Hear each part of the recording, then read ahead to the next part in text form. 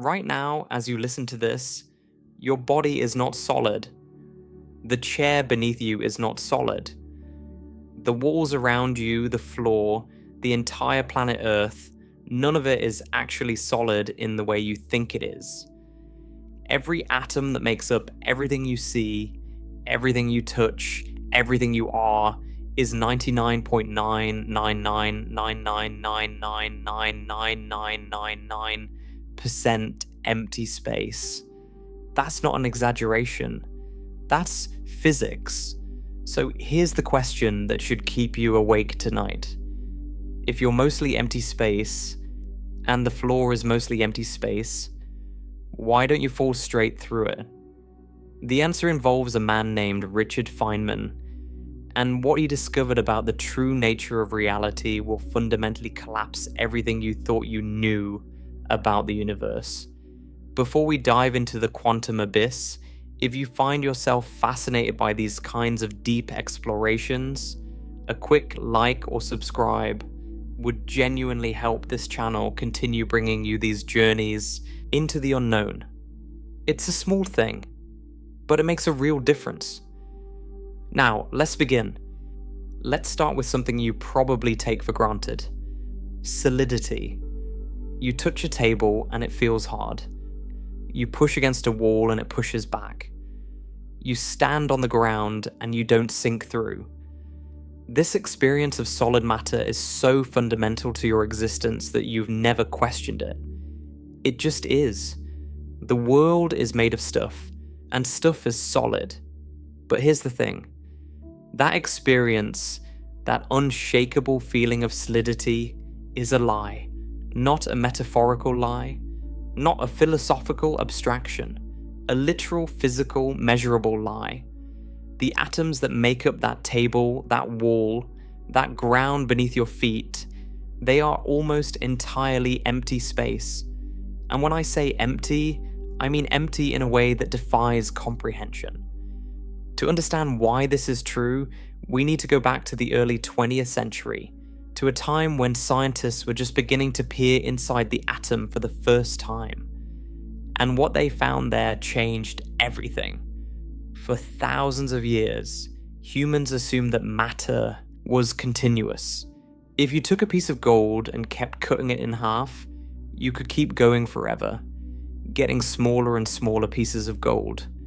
The ancient Greeks were the first to question this assumption. Around 460 years before the Common Era, a philosopher named Democritus proposed that if you kept dividing matter, eventually you'd reach something that couldn't be divided any further.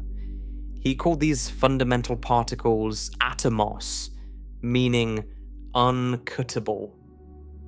Atoms. Democritus couldn't prove his idea. He had no microscopes, no experiments, no way to see what matter was really made of. It was pure philosophical speculation, a thought experiment about the nature of reality. But it was a remarkably prescient guess. Over 2,000 years later, scientists would prove him essentially correct. For those 2,000 years, the atomic hypothesis remained just that, a hypothesis. There was no way to test it, no way to see atoms, no way to know if they actually existed. Many philosophers rejected the idea entirely. Aristotle, whose influence dominated Western thought for centuries, believed matter was continuous and infinitely divisible. The atomic theory languished in obscurity. It wasn't until the 1800s that scientists began to gather evidence that atoms were real. John Dalton's work on chemical reactions in the early 1800s showed that elements combined in fixed ratios, which made sense if matter was made of discrete particles. If you combined hydrogen and oxygen to make water, the ratio was always 2 hydrogen atoms to 1 oxygen atom. Never 1.5 hydrogen atoms, never 2.3, always whole numbers. This suggested that matter came in indivisible units, just as Democritus had proposed. Later in the century, Dmitry Mendeleev organized the known elements into the periodic table, revealing patterns that suggested an underlying atomic structure. Elements with similar chemical properties appeared at regular intervals when arranged by atomic weight. This periodicity hinted at some deeper structure, some pattern in how atoms were built, but no one knew what that pattern was. By the end of the 19th century, most scientists accepted that atoms existed, but no one knew what atoms actually looked like. Were they solid spheres, like tiny billiard balls? Were they squishy? Were they all the same inside? Or did different elements have different internal structures? These questions seemed almost unanswerable. Atoms were far too small to see, even with the best microscopes. How could anyone know what was inside something invisible? Then, in 1897, a British physicist named Joseph John Thomson made a discovery that cracked open the atom for the first time.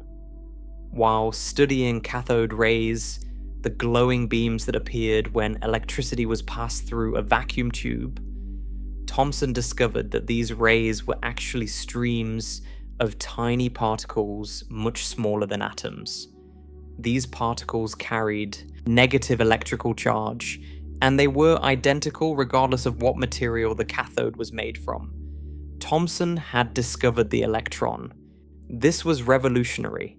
If electrons came from inside atoms, then atoms weren't indivisible after all. They had internal structure. They contained smaller components. The uncuttable had been cut. But this raised new questions. Atoms were known to be electrically neutral overall. If they contain negatively charged electrons, they must also contain positive charge to balance it out. What did this positive charge look like? How were the electrons arranged within the atom?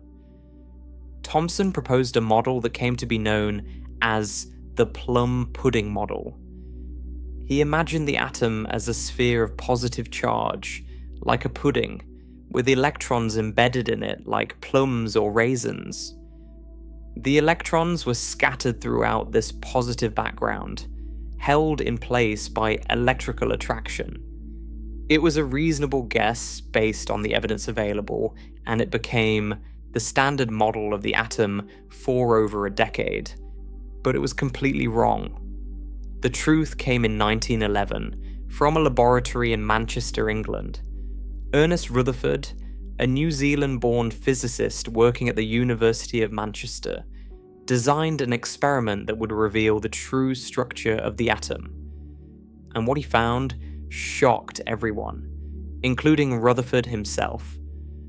Rutherford had been studying radioactivity, the mysterious radiation emitted by certain elements like uranium and radium. He had identified different types of radiation and named them alpha, beta, and gamma rays. Alpha particles, he determined, were helium nuclei, consisting of 2 protons and 2 neutrons bound together. They were relatively heavy and carried a positive charge. Rutherford realized that alpha particles could be used as probes to investigate the structure of matter. If you fired alpha particles at a thin sheet of material, how they scattered would reveal information about what was inside. It was like throwing balls at an invisible structure and deducing its shape from how the balls bounced. Working with his colleagues Hans Geiger and Ernest Marsden, Rutherford set up an elegant experiment. They aimed a beam of alpha particles at a thin sheet of gold foil. The gold foil was incredibly thin, only about 1,000 atoms thick. This was important because Rutherford wanted the alpha particles to pass through relatively few atoms, making the results easier to interpret. Around the gold foil, they placed a screen coated with zinc sulfide. This material produced a tiny flash of light whenever an alpha particle struck it. By observing these flashes through a microscope, they could detect where each alpha particle ended up after passing through or bouncing off the gold foil. According to the plum pudding model, the alpha particles should pass through the foil with only slight deflections. The positive charge in the atom was spread throughout its volume, so there was nothing dense enough to significantly deflect a fast-moving alpha particle. It would be like shooting bullets through a cloud. The bullets might wobble slightly, but they'd pass through without much change in direction. Most of the alpha particles did exactly that. They passed straight through the gold foil as if it wasn't there. This was expected. But something strange happened with a small fraction of them. Some alpha particles were deflected at large angles, far larger than the plum pudding model predicted. And a few, about 1 in every 8,000, bounced straight back toward the source. They came in, hit the gold foil, and turned around nearly 180 degrees, heading back the way they came. This was impossible according to the plum pudding model. It was as if you fired a bullet at a cloud of smoke, and the bullet came back and hit you in the face. Rutherford later described his reaction with a vivid analogy. He said it was as if you fired a 15-inch artillery shell at a piece of tissue paper and it came back and hit you. The plum pudding model couldn't explain this. If atoms were uniformly filled with matter, nothing would be dense enough to deflect particles backward. Rutherford spent months analysing the data and working out what it meant. The only explanation that fit the observations was radical. The atom's mass wasn't spread evenly throughout its volume. Instead, almost all the mass was concentrated in a tiny, dense region at the centre. He called this central region the nucleus. The nucleus was incredibly small compared to the atom as a whole, but it contained nearly all of the atom's mass and all of its positive charge. The electrons, which had much less mass, existed somewhere outside this central core, orbiting at a relatively great distance. And between the nucleus and the electrons, nothing. Empty space. Vast, cavernous, empty space. When Rutherford calculated the size of the nucleus compared to the size of the entire atom, the numbers were staggering. The nucleus turned out to be about 100,000 times smaller than the atom itself. Let me help you visualize what that ratio means, because the human mind isn't built to comprehend such scales. Imagine the nucleus of an atom as a marble, about 1 centimeter across, sitting at the center of a room. At that scale, where would the edge of the atom be? Not at the walls of the room, not at the edge of the building. The entire atom would be about 1 kilometer across. That's roughly 10 football fields in every direction. The marble sits at the center, and the electrons are somewhere out there, nearly half a mile away in any direction you look. And everything in between, all that space from the marble to the distant electrons, is empty. Nothing. Void. Or think of it this way. If you took a hydrogen atom and scaled it up so the nucleus, which in hydrogen is a single proton, was the size of a golf ball, the single electron would be orbiting about 2 miles away.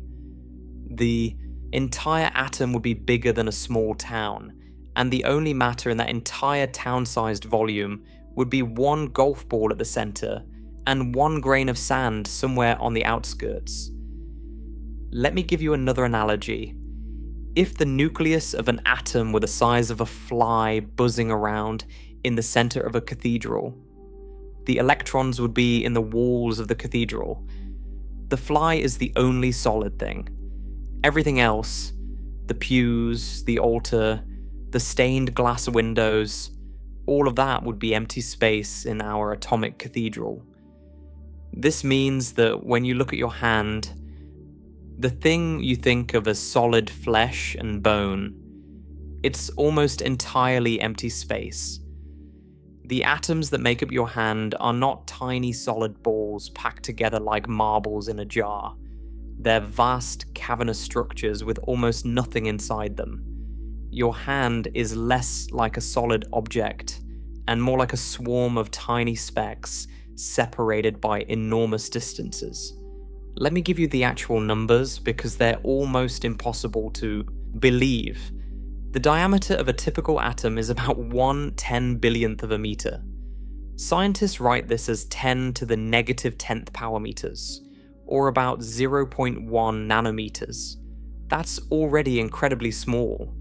If you lined up 10 billion atoms, they'd stretch only 1 meter.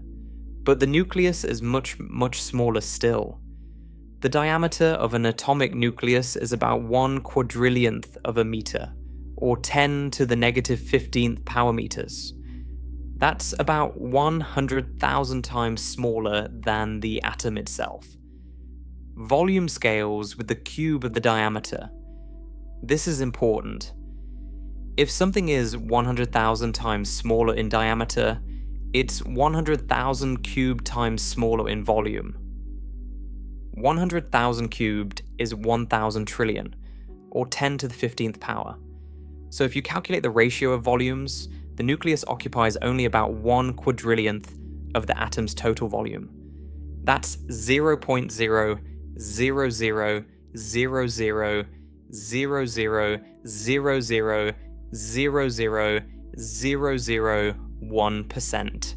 The rest, more than 99.9999999999999% is empty space. Actually, it's even more extreme than that. The electrons don't really fill up much space either. In classical physics, electrons are treated as point particles, meaning they have no measurable size. They're infinitely small, taking up zero volume. So even the electrons don't add any solid matter to the atom. The only solid stuff, if you can even call it that, is the nucleus. This realization should fundamentally disturb you. Everything you see, everything you touch, everything you've ever experienced is made of these vast, empty atomic structures. The screen you're looking at right now is mostly empty space. The air you're breathing is mostly empty space. The neurons in your brain processing these words are mostly empty space. You are mostly empty space. Let me make this even more concrete. Your body contains roughly 7 octillion atoms. That's 7, followed by 27 zeros. A truly incomprehensible number.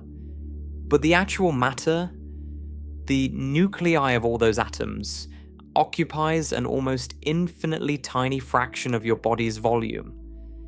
If we could somehow remove all the empty space from every atom in your body, if we could compress the actual matter together so every nucleus was touching every other nucleus, you would shrink down to a size smaller than a speck of dust. Your entire body, all 7 octillion atoms, compressed into a particle invisible to the naked eye. Think about that. Everything you are, your bones, your muscles, your blood, your brain, all the atoms that make up your physical existence, the solid matter amounts to less than a mote of dust. The rest is nothing. All of humanity, every person who has ever lived, all 8 billion people currently alive, all the billions who came before, if you remove the empty space from all the atoms, the total amount of matter would fit into a volume about the size of a golf ball. Every human who ever walked the earth, compressed into something you could hold between your fingers. The entire Earth itself, this massive planet with its mountains and oceans and continents, if you removed all the empty space from its atoms, would fit into a sphere only a few 100 meters across. That's smaller than a large sports stadium. All of Earth's matter, all 6 trillion kilograms of it, compressed into a ball you could walk around in a few minutes. This is not speculation or exaggeration. This is physics. This is what atoms actually are. tiny, dense nuclei surrounded by vast oceans of empty space. But wait, if atoms are mostly empty space, and you're made of atoms, and the chair you're sitting on is made of atoms, and the floor beneath the chair is made of atoms, then why can't you pass right through the chair? Why can't you sink through the floor? Why does anything feel solid at all? This is the question that puzzled physicists after Rutherford's discovery, and the answer leads us down a rabbit hole that gets stranger and stranger the deeper we go. At first, scientists tried to explain atomic structure using classical physics, the same laws of motion and electromagnetism that Newton and Maxwell had developed. The picture seemed straightforward. Electrons with their negative charge were attracted to the nucleus with its positive charge. This was just like the gravitational attraction between a planet and the sun. So electrons must orbit the nucleus like planets orbit the sun, held in place by electrical attraction rather than gravity. This planetary model of the atom was intuitive and elegant. It matched our everyday experience of orbiting bodies. It explained why atoms were stable, why electrons didn't just fall into the nucleus. They were orbiting too fast to fall. Just like Earth doesn't fall into the sun despite the sun's enormous gravitational pull. But this model had a fatal flaw. A flaw so fundamental that it threatened to destroy physics itself. According to classical electromagnetism, specifically Maxwell's equations that describe how electric and magnetic fields behave, a charged particle that accelerates must emit electromagnetic radiation. This is how radio antennas work. Electrons accelerate back and forth in the antenna, and this acceleration produces radio waves that carry energy away from the antenna.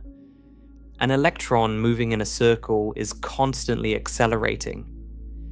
Even if it's moving at constant speed, it's constantly changing direction, and a change in direction is a form of acceleration. Therefore, an orbiting electron should be constantly emitting electromagnetic radiation. And radiation carries energy. Every photon of light that leaves the electron takes some energy with it. So the electron should be losing energy as it orbits. If the electron loses energy, its orbit should decay. It should spiral inward toward the nucleus, emitting more and more radiation as it goes, spiraling faster and faster until it crashes into the nucleus. Scientists calculated how long this process would take. The answer was devastating. Classical physics predicted that atoms should collapse in about 100 billionth of a second. In the time it takes to blink, every atom in the universe should have collapsed. The electrons should have spiraled into the nuclei, releasing bursts of radiation, leaving nothing behind but collapsed atomic husks. But atoms don't collapse. They're stable. Remarkably, almost impossibly stable. The hydrogen atom in a water molecule in your body was forged in the Big Bang, nearly 14 billion years ago. It's the same atom, still intact, still with its electron orbiting at the same distance from its proton. Classical physics says it should have collapsed in a tiny fraction of a billionth of a second after forming. But here it is, 14 billion years later, stable as ever. This was one of the great crises of physics in the early 20th century. The rules that worked perfectly for objects we could see and touch, for planets and cannonballs and billiard balls and steam engines, completely failed when applied to the atomic realm. The physics that had been so successful for centuries gave completely wrong answers when applied to the very small. Something new was needed. Something radical. A completely different way of understanding the behavior of matter at the smallest scales. The old physics wasn't just incomplete, it was fundamentally wrong about the nature of reality. And this is where our story takes a dramatic turn. Because the new physics that emerged to explain atoms didn't just patch up a few equations, it shattered our entire conception of what reality is. Enter quantum mechanics. And enter in particular a brilliant, irreverent, bongo-playing physicist named Richard Feynman, whose insights would take the strangeness of the quantum world to levels that still disturb physicists today. But before we get to Feynman, we need to understand the revolution that made his work possible. Because quantum mechanics didn't just modify our understanding of atoms, it revealed something shocking about the nature of existence itself. Something that calls into question everything you think you know about the world. The first clue came from an unexpected source: light. Throughout the 1800s, physicists had pretty much settled the question of what light was. It was a wave, an oscillation in electromagnetic fields that traveled through space at an enormous but finite speed. This had been proven definitively by Thomas Young's double-slit experiment in 1801. Young took a beam of light and passed it through two narrow slits. When the light emerged from the other side and hit a screen, it didn't form two bright bands as you'd expect if light were made of particles. Instead, it formed an interference pattern, a series of bright and dark bands alternating across the screen. This made sense only if light was a wave. When a wave passes through two slits, the waves from each slit spread out and overlap. Where the peaks of one wave meet the peaks of the other, they reinforce each other, creating a bright band. Where the peaks of one wave meet the troughs of another, they cancel out, creating a dark band. Only waves can produce interference patterns. The case was closed. Light was definitely a wave. Maxwell had even figured out the equations that described how light waves propagated through space. The physics of light seemed settled. But then in 1900, Max Planck discovered something strange while studying how hot objects radiate light.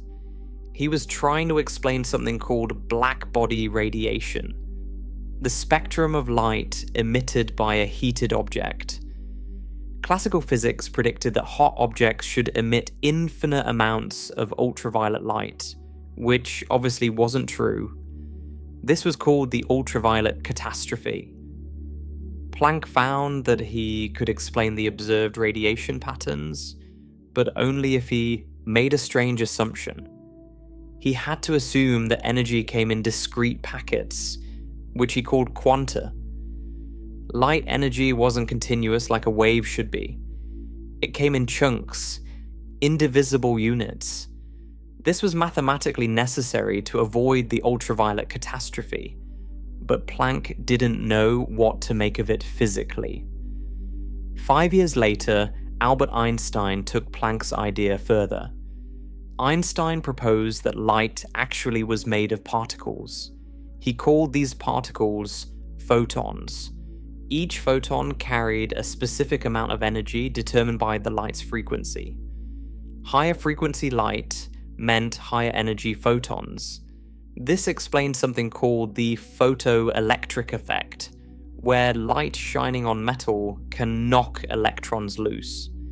Classical wave theory couldn't explain why the energy of the ejected electrons depended on the color of the light rather than its intensity.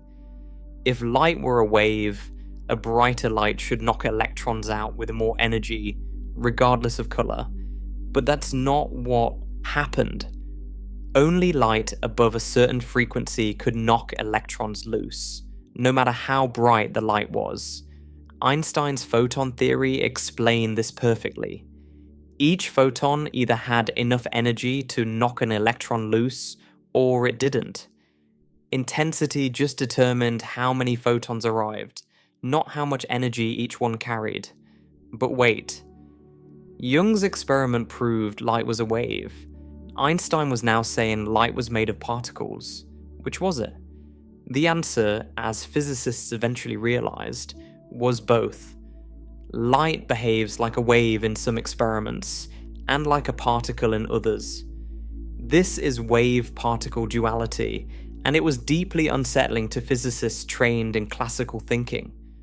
Waves and particles are fundamentally different things in classical physics. A wave is a disturbance that spreads out through space. Think of ripples on a pond. The wave doesn't have a specific location. It's spread out. A particle, on the other hand, is a localized point of matter. A baseball is either here or there, not spread out across the field. How could something be both? How could light sometimes spread out like a wave and sometimes act like a localized point? The answer is that at the quantum level, our everyday concepts of wave and particle simply don't apply. The quantum world operates by different rules. Rules so strange that one of the founders of quantum mechanics, Niels Bohr, said that anyone who isn't shocked by quantum mechanics hasn't understood it. And the strangeness was about to get much worse. Because in 1924, a French physicist named Louis de Broglie made a radical proposal. If light, which everyone thought was a wave, could also act as a particle, then maybe matter, which everyone thought was made of particles, could also act as a wave. De Broglie proposed that every particle has an associated wavelength. The wavelength depends on the particle's momentum.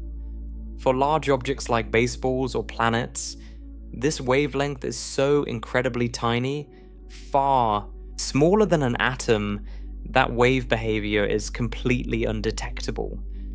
But for tiny particles like electrons, the wavelength is large enough to matter. 3 years later, Clinton Davison and Lester Germer proved de Broglie right in spectacular fashion. They fired electrons at a crystal and observed an interference pattern, the unmistakable signature of wave behavior. Electrons, which everyone had assumed were particles, tiny solid bits of matter, were also waves. Matter itself had wave nature. The very atoms that make up your body have wavelengths. They can interfere with themselves. They can diffract around obstacles.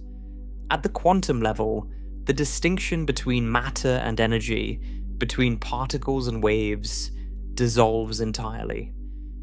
In 1926, Erwin Schrödinger developed an equation that described how these matter waves behave. The Schrödinger equation became the foundation of quantum mechanics. It tells us how the quantum state of a system evolves over time. But physicists immediately faced a puzzling question. What exactly did the wave represent? A water wave represents the height of the water. A sound wave represents pressure in the air. What did a matter wave represent? Max Born provided the interpretation that most physicists accept today, and it's disturbing. The wave isn't a physical wave of matter. It's a probability wave. It tells you the probability of finding a particle at any given location if you look for it. Where the wave is strong, you're likely to find the particle. Where it's weak, you're unlikely to find it. But here's the key insight. The particle doesn't have a definite position until you measure it. Before measurement, it exists in what's called a superposition of all possible positions, with each position weighted by the probability wave. The particle isn't in one place, it's everywhere the wave extends, in some fuzzy probabilistic sense. Only when you observe it does it choose a location. This is where things get truly strange. In classical physics, objects have definite properties whether you observe them or not. A ball is either here or there. It has a position even when no one's looking. But in quantum mechanics, a particle can be in multiple places at once. Not because we don't know where it is, but because it genuinely doesn't have a definite location until we look. Scientists tested this by performing Young's double-slit experiment with electrons instead of light. They fired electrons one at a time through two slits. Each electron passed through the slits and hit a detector screen on the other side. Where would it land? If electrons were purely particles, you'd expect two bands on the screen, one behind each slit. Each electron goes through one slit or the other, lands behind that slit, and after many electrons, you see two bands. But that's not what happened. Even though electrons were fired one at a time over many trials, an interference pattern emerged. The electrons were landing in places that formed bright and dark bands exactly like waves passing through two slits. This means each individual electron was somehow interfering with itself. It was passing through both slits at the same time as a wave, and the two paths were interfering with each other. But when it hit the screen, it always landed at one specific point, like a particle. Each electron was going through both slits simultaneously. Not one or the other. Both. At the same time. As if it were in two places at once. But it gets stranger still. Physicists tried putting detectors at the slits to see which slit each electron actually went through. If you watch the electron, surely you can see which path it takes. And when they did that, the interference pattern disappeared. The mere act of observing which path the electron took forced it to choose one path or the other. When you watch, you see electrons going through one slit or the other, never both, and the interference pattern vanishes. You get two bands, just as you'd expect from particles. Stop watching, and the interference pattern returns. The electron goes back to going through both slits at once. The mere act of observation changed the outcome of the experiment. The electron seemed to know whether it was being watched. This is the quantum measurement problem, and it remains one of the deepest mysteries in physics. It suggests that the observer plays a fundamental role in determining reality at the quantum level. Before observation, possibilities exist in superposition. After observation, one possibility becomes real. By the late 1920s, quantum mechanics had revolutionized physics. It explained why atoms don't collapse, why elements have the properties they do, how light and matter interact. But the theory was incomplete. It didn't properly incorporate Einstein's special relativity. It worked for slow-moving particles, but failed for particles moving close to the speed of light. Combining quantum mechanics with special relativity required entirely new mathematics and new concepts. This would take decades of work by some of the greatest minds in physics. This is where Richard Feynman enters our story. And what he discovered about the nature of reality, about what it means for atoms to be mostly empty space, would take the strangeness of quantum mechanics to an entirely new level. What Feynman found will challenge everything you think you know about matter, about emptiness, about what it means for something to exist. And it starts with a simple question that turns out to have a mind-collapsing answer. If an electron doesn't have a definite position, if it's spread out as a probability wave until you observe it, then what exactly is filling the space in an atom between the nucleus and where you might find the electron? What is that 99.9999% emptiness actually made of? The answer Feynman helped uncover is far stranger than simply nothing. Richard Phillips Feynman was born on May 11th, 1918, in Queens, New York. From his earliest memories, he was obsessed with understanding how things worked. Not just accepting that things happened, but genuinely understanding why. His father, Melville Feynman, a uniform salesman who had always dreamed of becoming a scientist himself, recognized something special in his son and nurtured it relentlessly. Melville didn't just answer young Richard's questions, he taught him to ask better ones. When Richard asked about the name of a bird, his father would say that knowing the name tells you nothing about the bird itself. What matters is what the bird does, how it behaves, why it does what it does. Names are just labels. Understanding is something deeper. This philosophy would shape Feynman's entire approach to physics. He never cared about the fancy terminology or the formal definitions. He cared about what was really happening. What does it mean? How does it work? If you can't explain something, simply, you don't really understand it. By the time Feynman entered the Massachusetts Institute of Technology as an undergraduate in 1935, he was already solving problems that stumped his professors. He had taught himself calculus from library books as a teenager. He had worked through advanced physics textbooks for fun. His mind worked differently from other students. Where they memorized formulas, Feynman derived them from scratch. Where they accepted results on authority, Feynman insisted on understanding every step. He went on to Princeton for his doctorate, where he worked with John Archibald Wheeler on fundamental problems in physics.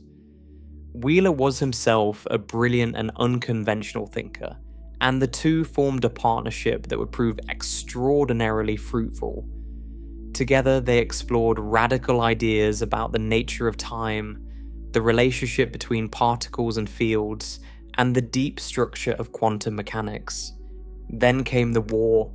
In 1942, Feynman was recruited to work on the Manhattan Project, the secret American effort to build an atomic bomb. At the age of 24, he found himself at Los Alamos, New Mexico, surrounded by the greatest physicists of the era.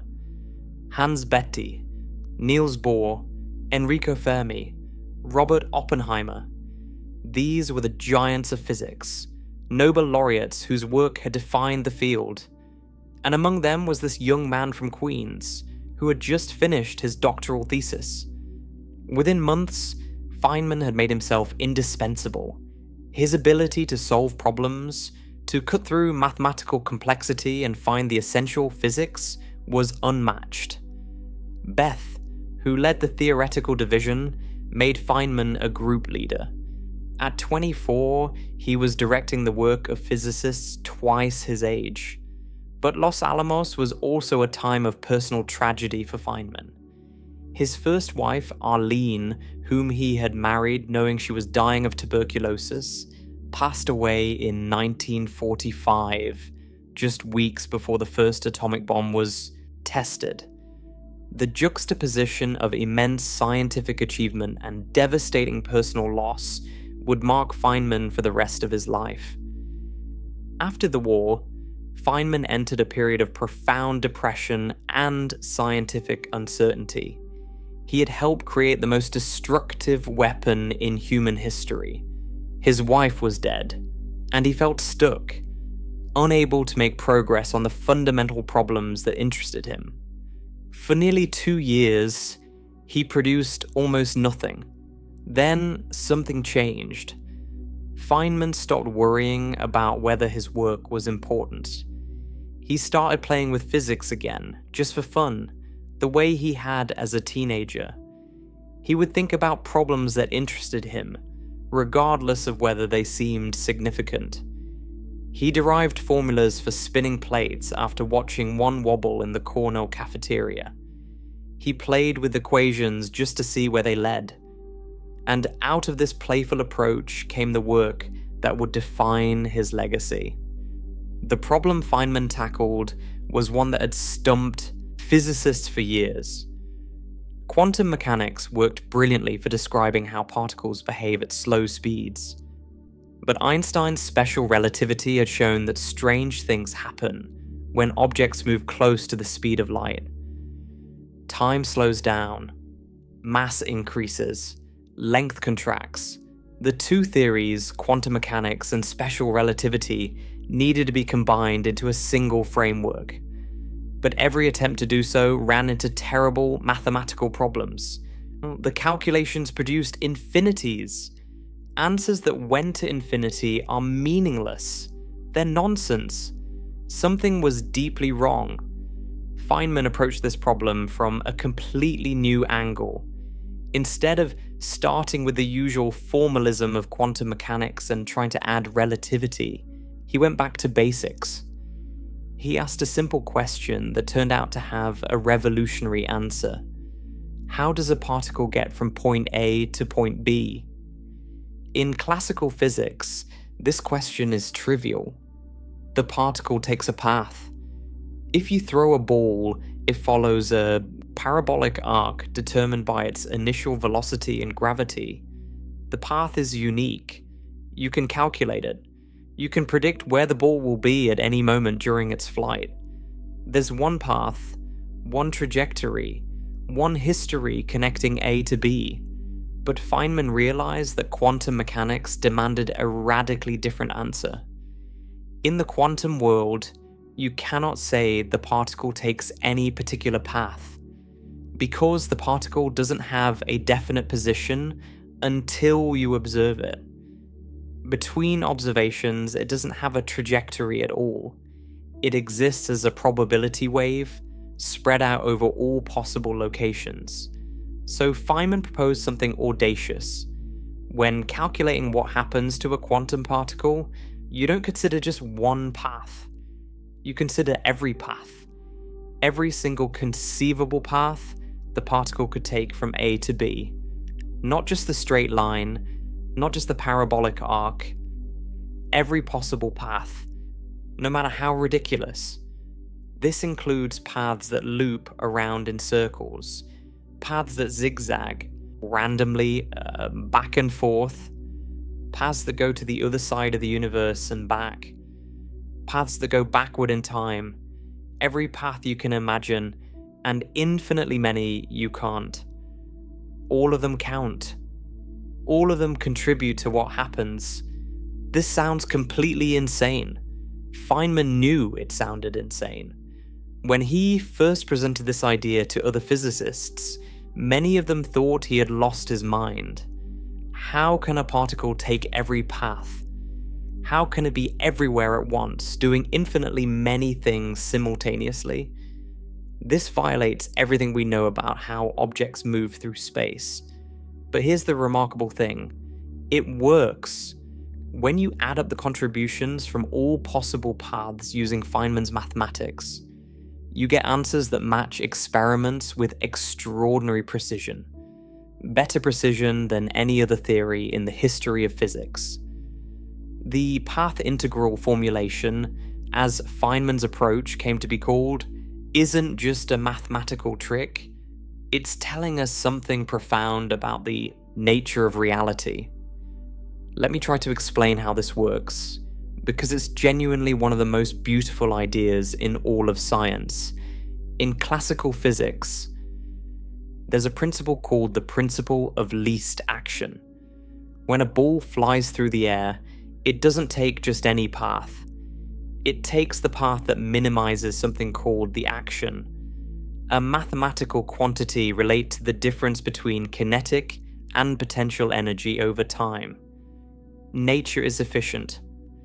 The ball takes the optimal path, the path of least action, and no other. Feynman's insight was that in quantum mechanics, the particle doesn't choose the optimal path. It takes all paths. But the paths don't all contribute equally. Each path has an associated quantity called an amplitude, represented by a complex number. When you add up the amplitudes from all paths, something magical happens. The paths that are far from the classical path, the wildly looping and zigzagging paths, have amplitudes that point in random directions in the complex plane. When you add millions of amplitudes pointing in random directions, they tend to cancel out. One amplitude points north, another points south, another points east. They sum to approximately 0. But the paths that are close to the classical path, the paths near the optimal trajectory, have amplitudes that point in roughly the same direction. When you add amplitudes that point in the same direction, They reinforce each other. They add up to something significant. The result is that the particle is most likely to be found near the classical path. The crazy looping paths mostly cancel out. The sensible paths add up. Quantum mechanics reproduces classical physics in the appropriate limit. But for very small particles like electrons, the wavelengths are large enough that many different paths contribute significantly. The cancellation isn't complete. The electron doesn't follow a single path. It genuinely explores many paths simultaneously, and the effects of this exploration are measurable. Think about what this means for the electrons in an atom.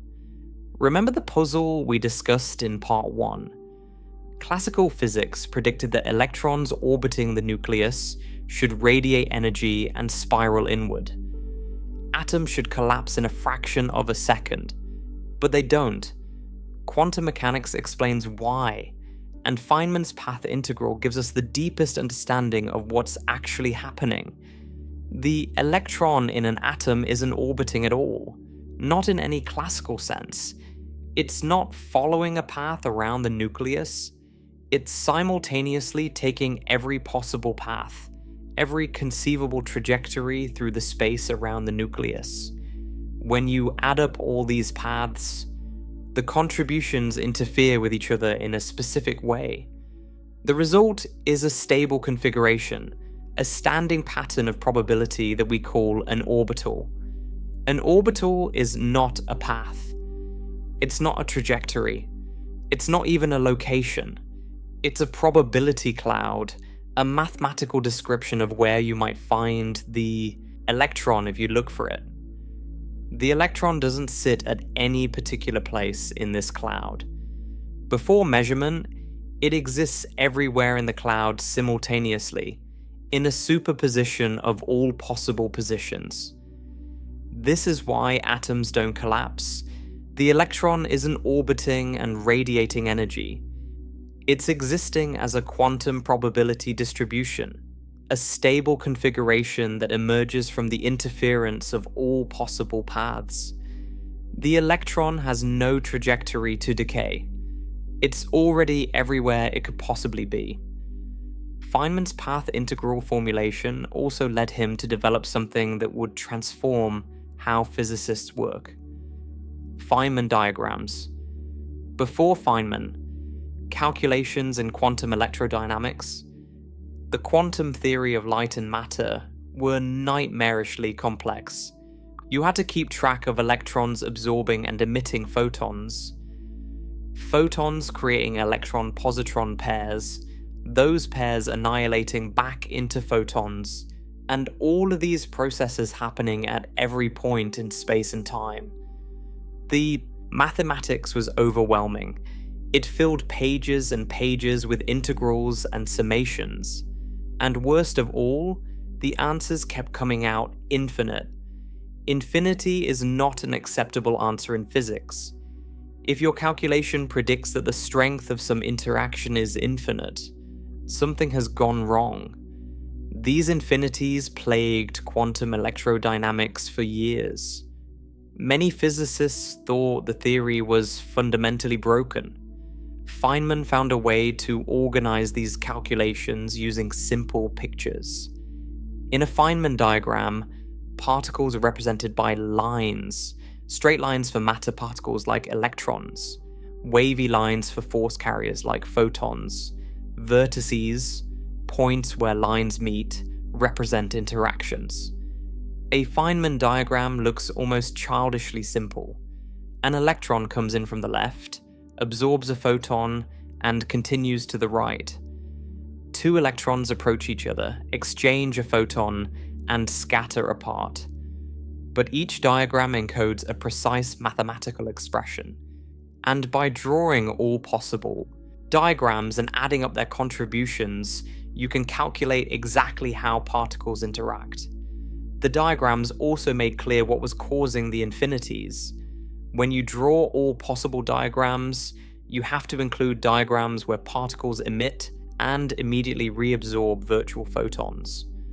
or where virtual electron-positron pairs briefly appear and disappear. These diagrams involve particles interacting with themselves, and these self-interactions produce infinite contributions. Feynman, along with Julian Schwinger in America and Shinichiro Tominaga in Japan, developed a technique called renormalization to handle these infinities. The key insight was that the infinite self-interactions could be absorbed into the definition of the particle's mass and charge. You never observe a bare electron, an electron without its cloud of virtual particles. What you observe is the dressed electron, the particle plus all its self-interactions. By carefully redefining what you mean by mass and charge to include these effects, the infinities cancel out, and you're left with finite, meaningful predictions. This might sound like mathematical sleight of hand, and in some ways it is. Feynman himself was never entirely comfortable with renormalization. He called it a Dippy process, a trick that worked, but whose deeper meaning remained obscure. But it worked, and the predictions it gave were astonishing. Quantum electrodynamics, refined using Feynman's techniques, became the most accurate theory in the history of science.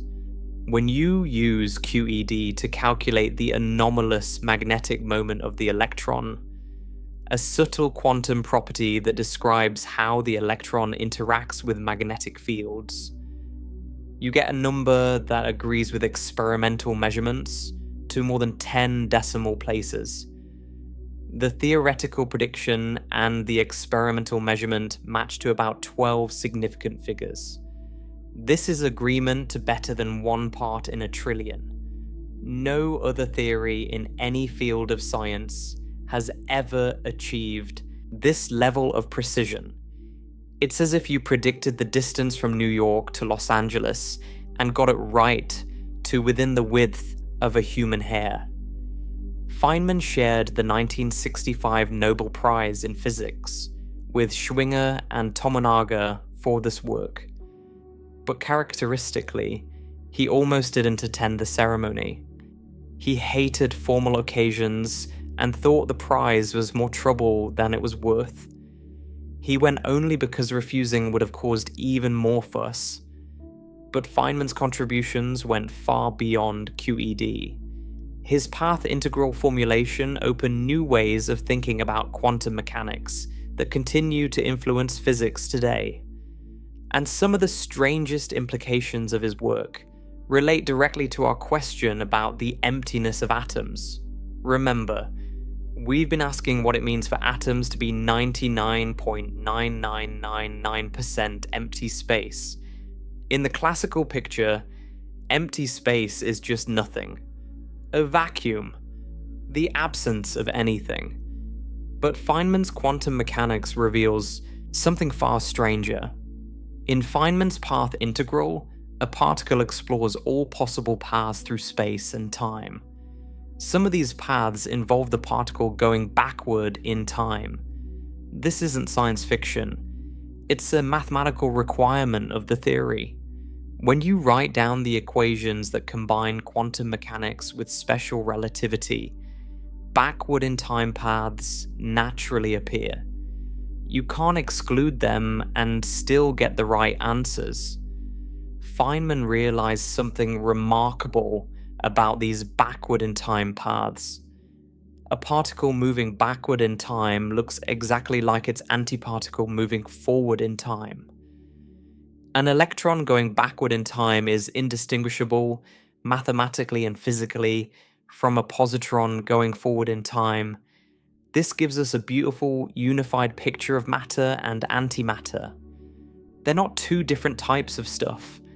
They're the same stuff, just moving in different directions through time.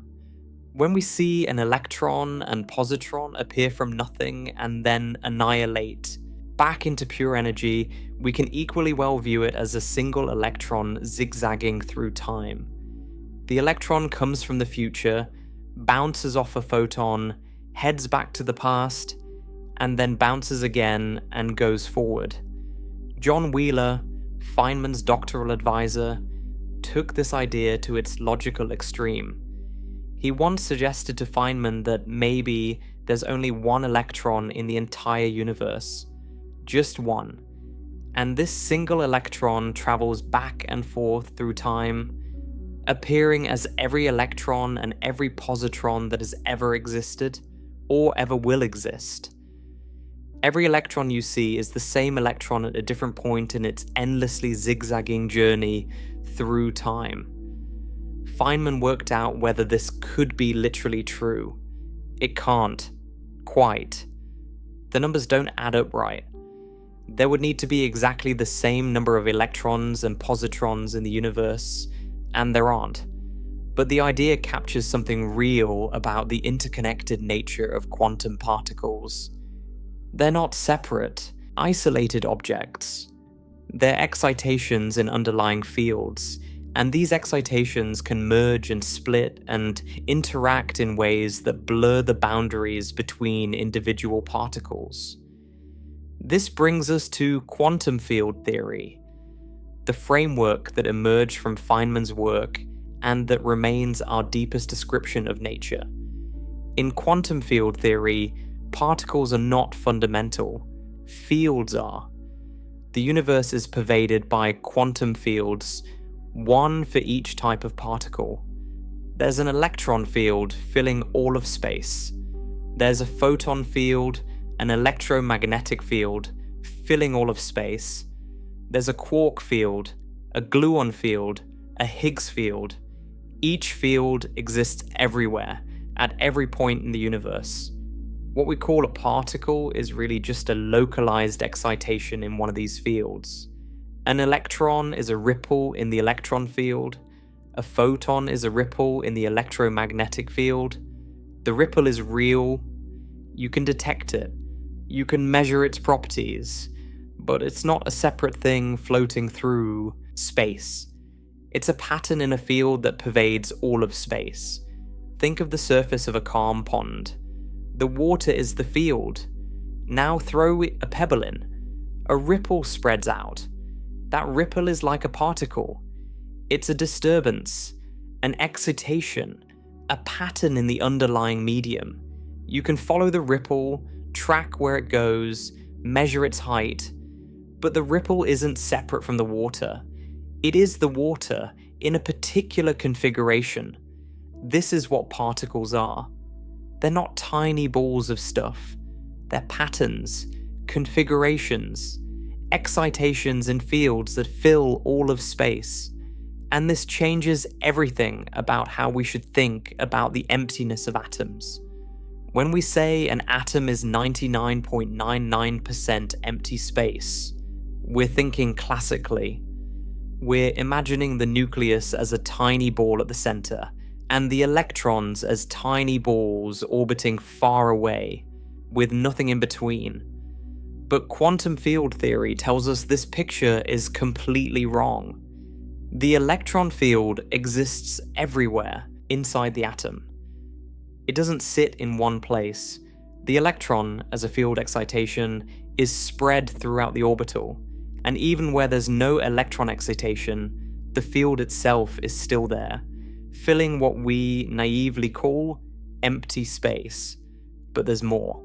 Much more. The quantum vacuum, the lowest energy state of all these fields, is not empty. It's seething with activity.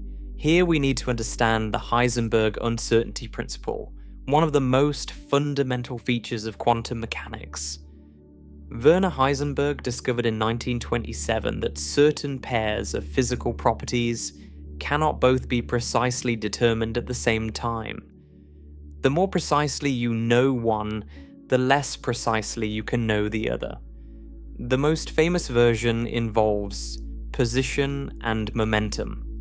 You cannot simultaneously know exactly where a particle is and exactly how fast it's moving. This isn't a limitation of our measuring instruments. It's a fundamental feature of nature. The particle genuinely doesn't have precise values for both properties at the same time. There's another version of the uncertainty principle that relates energy and time.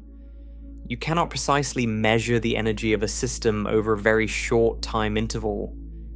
The shorter the time, the greater the uncertainty in energy. This has a remarkable consequence. Consider a region of supposedly empty space. If you look at it for a very short time, you can't be certain the energy is zero. The uncertainty principle allows for fluctuations in energy, even in a perfect vacuum.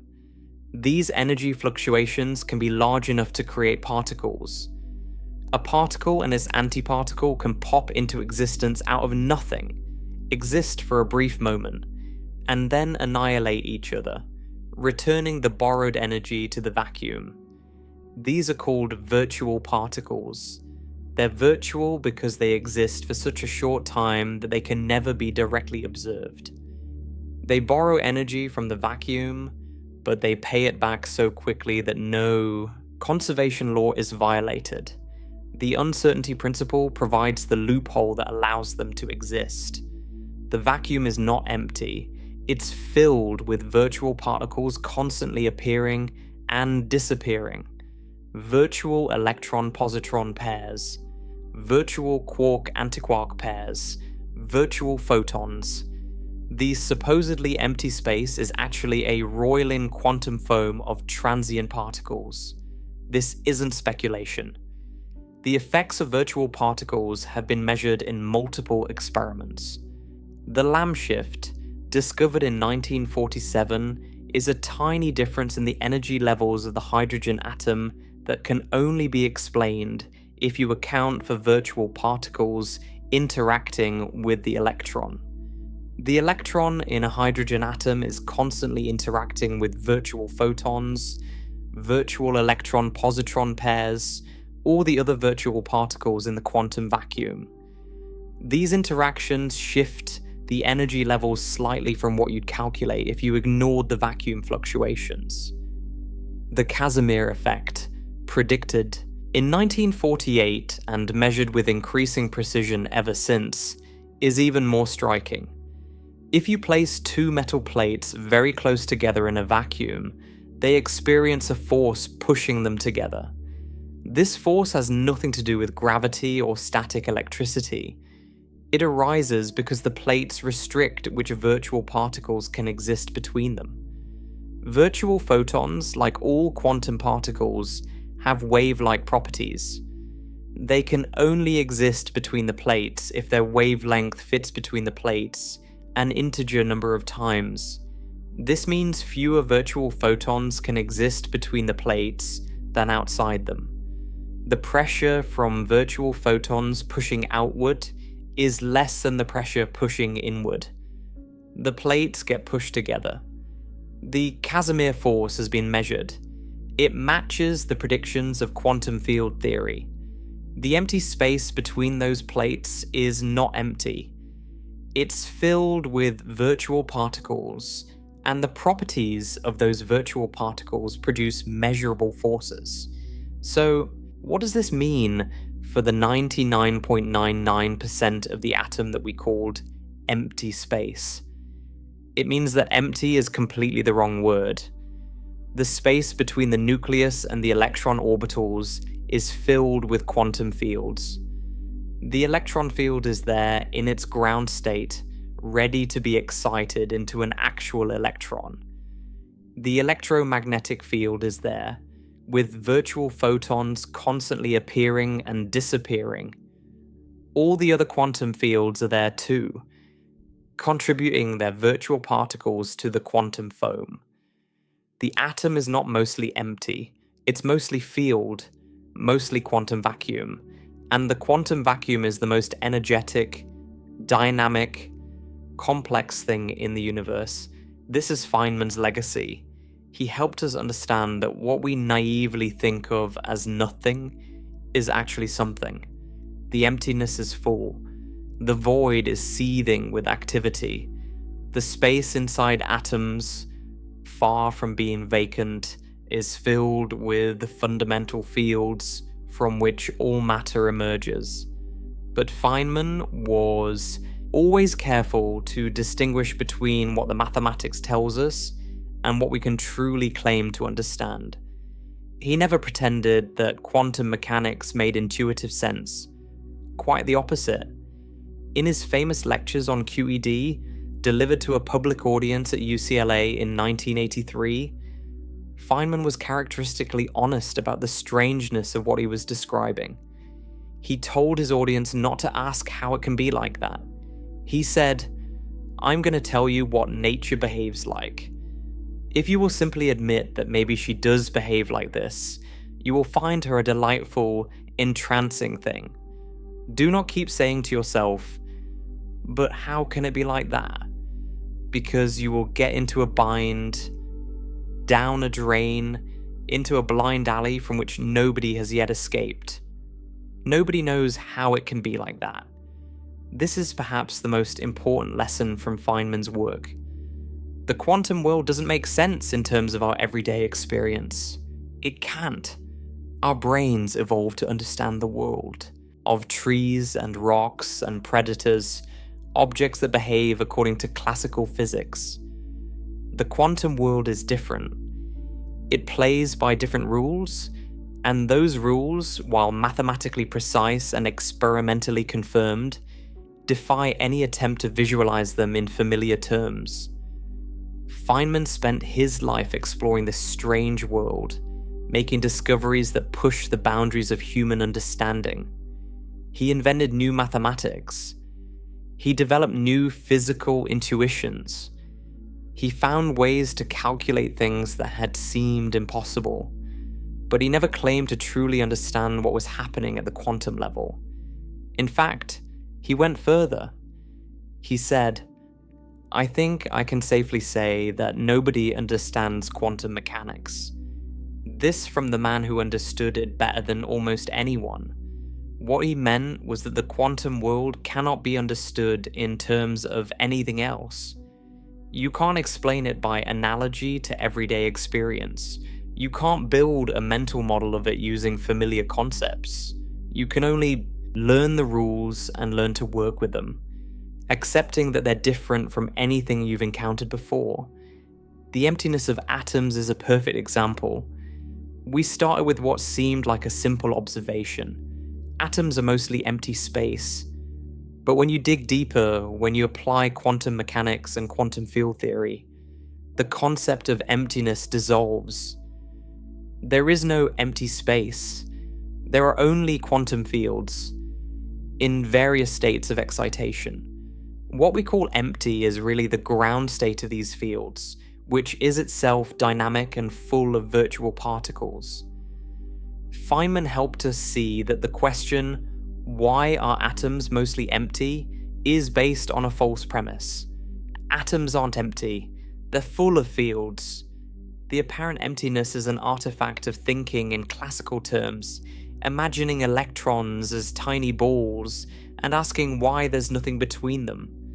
But electrons aren't balls, they're field excitations, and the fields are everywhere. This doesn't mean we were wrong to be amazed at the atomic structure Rutherford discovered. The nucleus really is incredibly small compared to the atom. The electron really is found at relatively enormous distances from the nucleus. If you're thinking in terms of where you'll find particles when you measure them, the atom really is mostly probability for not finding anything. But what fills that space between measurements isn't nothing. It's the quantum vacuum, the ground state of all the fields, alive with virtual particles and zero-point energy, and all the complex structure that Feynman's work helped reveal. This is the first layer of the answer to our question. Why are atoms 99% empty? In a sense, they're not. They're filled with quantum fields. The emptiness is an illusion created by thinking about particles when we should be thinking about fields. But there's another part of the answer, one that explains why matter feels solid even though atoms seem so vacant. This involves forces, fields of a different kind, and a principle discovered by Wolfgang Pauli that explains why you don't fall through your chair. That's what we'll explore next. Because understanding why empty atoms can still push back against you requires going even deeper into the quantum world. And what we find there is, if anything, even stranger than what we've seen so far. So far, we've established two things that should make you deeply uncomfortable. First, atoms are almost entirely empty space in the sense that the nucleus is incredibly tiny compared to the overall size of the atom. The nucleus is 100,000 times smaller than the atom itself, occupying less than 1/1,000,000,000th of the atom's volume. Second, even that so-called empty space isn't really empty. It's filled with quantum fields and virtual particles, a seething quantum vacuum that's anything but vacant. But this raises a new question. Perhaps the most practical question of all. If atoms are so empty, if the solid matter in them occupies such a vanishingly small fraction of their volume, why does anything feel solid? When you push against a wall, you feel resistance. The wall pushes back. When you stand on the floor, you don't sink through it. Your feet stay firmly planted on a surface that refuses to yield. When you pick up a cup, it has weight and substance in your hand. It doesn't pass through your fingers. Your entire experience of the physical world is one of solidity, of objects that maintain their shape, of surfaces that support you, of things that resist your touch. How can this be reconciled with atoms that are 99.999999% empty space? If atoms are mostly nothing, why isn't everything as insubstantial as a ghost? The answer has to do with forces, and understanding these forces reveals something profound about the nature of matter itself. The reason you can't walk through walls has nothing to do with the wall being made of solid matter in the classical sense. There's almost no solid matter in the wall. The reason you can't walk through is that there are forces pushing back against you when you try to move through it. And these forces are incredibly strong at the atomic scale. The first force that matters is electromagnetic repulsion. Let's think about what happens when you try to push your hand through a wall. Every atom is made of a positively charged nucleus surrounded by negatively charged electrons. The electrons exist in orbitals, probability clouds that define where you might find them if you look. These electron clouds are negatively charged. When you bring two atoms close together, their electron clouds begin to overlap. And here's where basic physics kicks in, like charges repel each other. The negatively charged electrons in one atom repel the negatively charged electrons in the other atom. This electromagnetic repulsion is enormous at short distances.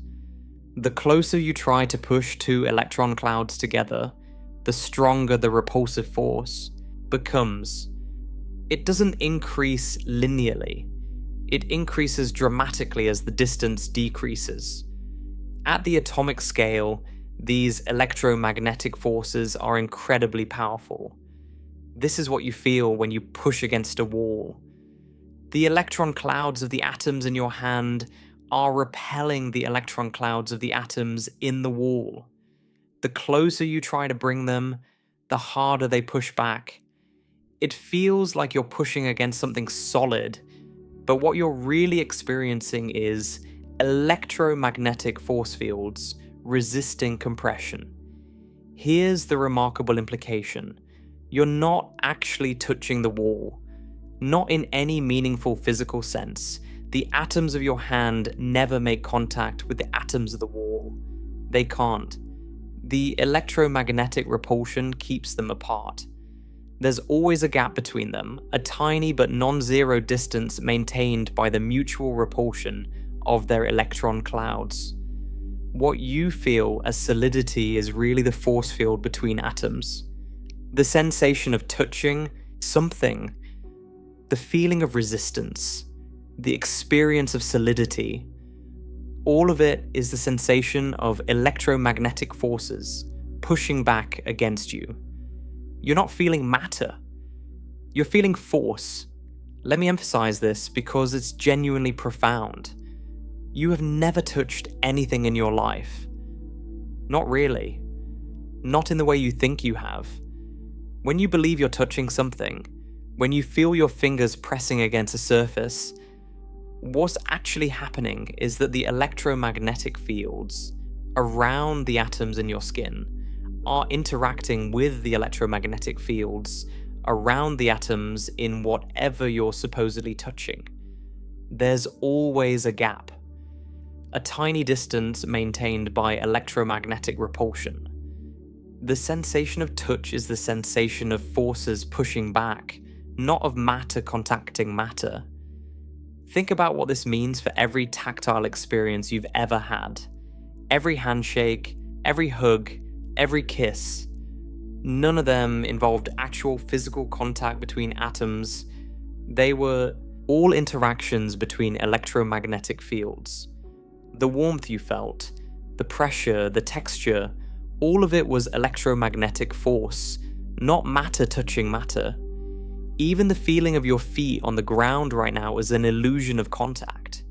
Your feet are hovering above the floor, separated by a tiny gap maintained by electromagnetic forces between atoms. The pressure you feel, the support that keeps you from falling, is the reaction force as these electromagnetic fields push against each other. You're floating right now. You just can't tell. But electromagnetic repulsion alone doesn't explain everything. There's a puzzle here. Opposite charges attract. The electrons are negative. The protons in the nucleus are positive. Why don't the electrons in your hand get attracted to the protons in the wall? Why doesn't everything just collapse into a single lump of positive and negative charges?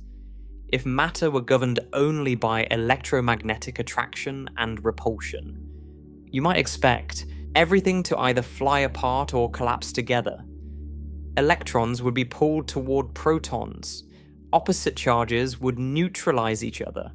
The whole structure of matter would be unstable, but matter doesn't collapse. Atoms maintain their structure. Your hand stays separate from the wall, even though both contain attractive and repulsive charges. Something else must be going on. This is where quantum mechanics becomes essential. The answer involves something called the Pauli exclusion principle, discovered by Austrian physicist Wolfgang Pauli in 1925. And this principle, more than perhaps any other, explains why matter has the properties it does. The Pauli exclusion principle states that no two fermions can occupy the same quantum state at the same time. That's the formal definition. Let me explain what it means. Fermions are a class of particles that includes electrons, protons, and neutrons. Basically all the particles that make up ordinary matter. Each fermion has a property called spin. Spin is a quantum mechanical property that has no real classical analog. It's not that the particle is literally spinning like a top. It's a more abstract property that describes how the particle behaves under certain mathematical transformations. Fermions are characterized by having half-integer spin values, like 1/2 or 3/2. The other class of particles are bosons, which have integer spin values like 0, 1, or 2. Photons are bosons. So are the particles that carry the other fundamental forces. Bosons don't obey the Pauli exclusion principle. They can all crowd together in the same quantum state. This is what makes lasers possible, all the photons in the same state, moving in perfect lockstep. But fermions are different. The Pauli exclusion principle says they cannot share the same quantum state. Each electron in an atom must have a unique quantum state, defined by its energy level, its orbital shape, its orbital orientation, and its spin direction. No two electrons can have all these properties identical. The implications of this are profound. Imagine you have a helium atom with 2 electrons. Both electrons want to be in the lowest energy state. That would minimize the atom's total energy, but the Pauli exclusion principle forbids this. The 2 electrons can't both be in exactly the same state, so they must differ in at least one quantum number. In helium, both electrons can occupy the lowest energy orbital, but only because they have opposite spins. One spins up, the other spins down. That's enough difference to satisfy Pauli's principle. Now consider a larger atom, like carbon with 6 electrons or iron with 26. As you add more electrons, each one must find a unique quantum state. The lowest energy states fill up first. Once they're full, additional electrons must occupy higher energy states. This is why atoms have the electronic structures they do. It's why the periodic table has the pattern it has. It's why chemistry works the way it does. And crucially, it's why matter is stable against collapse. When you try to compress matter, you try to force electrons closer together. You try to squeeze them into a smaller volume. But the Pauli exclusion principle resists this. The electrons can't all occupy the same space because they can't all have the same quantum state. The more you try to compress them, the more they resist. This resistance manifests as a kind of pressure called degeneracy pressure or Pauli pressure. It's not pressure from particles bouncing off each other like gas molecules. It's a purely quantum mechanical effect arising from the exclusion principle. The electrons simply refuse to be squeezed into the same quantum state, and this refusal acts like a force pushing outward. Degeneracy pressure has dramatic consequences in astrophysics. When a star like our Sun runs out of fuel and collapses, it doesn't collapse all the way to a point. It collapses until the electrons are squeezed so close together that degeneracy pressure halts the collapse. The result is a white dwarf, an incredibly dense stellar remnant with about the mass of the Sun packed into a volume the size of Earth. Think about that density. A teaspoon of white dwarf material would weigh several tons. The gravity trying to crush the white dwarf is enormous, but the electrons resist. Their Pauli exclusion repulsion creates a pressure that holds the star up against gravity. Without this quantum effect, every burned out star would collapse to a point. In ordinary matter, both electromagnetic repulsion and Pauli pressure work together to create what we experience as solidity. When you push on a wall, you're fighting against both forces simultaneously. The electrons in your hand don't want to overlap with the electrons in the wall for 2 reasons.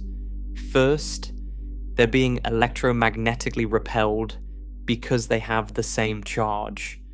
Second, they can't occupy the same quantum states because of the Pauli exclusion principle. This is the real reason you can't walk through walls. It has nothing to do with matter being solid in the classical sense. There's almost no solid matter there. It's all about forces and quantum statistics. The emptiness of atoms is completely consistent with the solidity of everyday objects, because the solidity doesn't come from filling space with matter.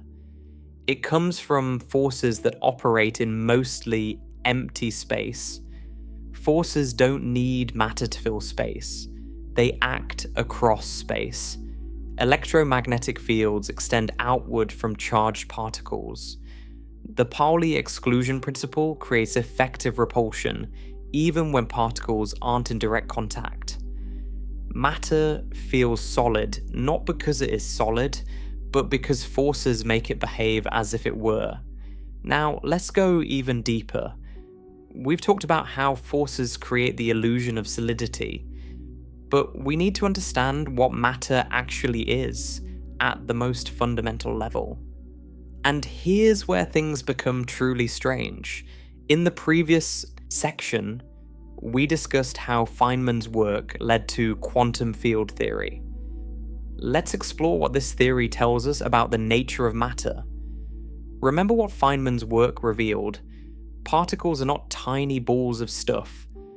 They're ripples in quantum fields that pervade all of space. The electron field, the electromagnetic field, the quark field. These fields exist everywhere, at every point in the universe. What we call a particle is just a localized excitation, a disturbance in the underlying field. This changes how we should think about atoms and their emptiness. When we say an atom is 99.99% empty space, we're thinking in terms of particles. We imagine the nucleus as a little ball and the electrons as little balls orbiting far away, with nothing in between. But quantum field theory says this picture is wrong. The electron field exists everywhere inside the atom. It doesn't just exist where the electrons are. The electron field is there in the probability cloud, in the orbital, and even where there's no electron excitation, the field itself is still there, in its ground state. The space inside the atom isn't empty of fields. It's full of fields. The electron field, the electromagnetic field, all the other quantum fields. They're all there, pervading every point of space, including the space inside atoms. What's missing from the interior of the atom is not field. What's missing is localized excitations of the fields. What's missing is what we call particles, in the classical sense of little balls of stuff. But the fields themselves are omnipresent. This brings us to one of the most remarkable features of quantum field theory, the nature of the vacuum. In classical physics, a vacuum is simply empty space, the absence of matter, nothing there. But in quantum field theory, the vacuum is something far more interesting. It's the lowest energy state of all the quantum fields. And this ground state is not empty. We've already seen that the quantum vacuum is far from empty. The uncertainty principle allows energy fluctuations that produce virtual particles, constantly flickering in and out of existence. The Lamb shift and Casimir effect prove these virtual particles are real, exerting measurable forces on atoms and objects. The vacuum seethes with activity. So when we talk about the 99.99% of the atom that seems to be empty space, we need to understand what that space actually contains. It contains quantum fields. It contains virtual particles constantly appearing and disappearing. It contains the ground state of the vacuum, which is itself a dynamic, energetic thing.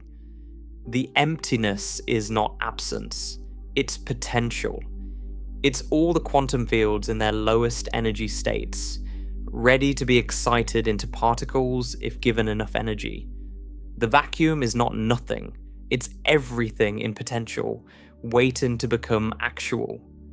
Now let's address another fundamental question. What gives particles their mass? Mass is one of those concepts we think we understand intuitively. Heavy things have more mass than light things. Mass is what makes things hard to push. Mass is what gravity acts on. But what actually is mass? Why do some particles have mass while others, like photons, have none? This question puzzled physicists for decades.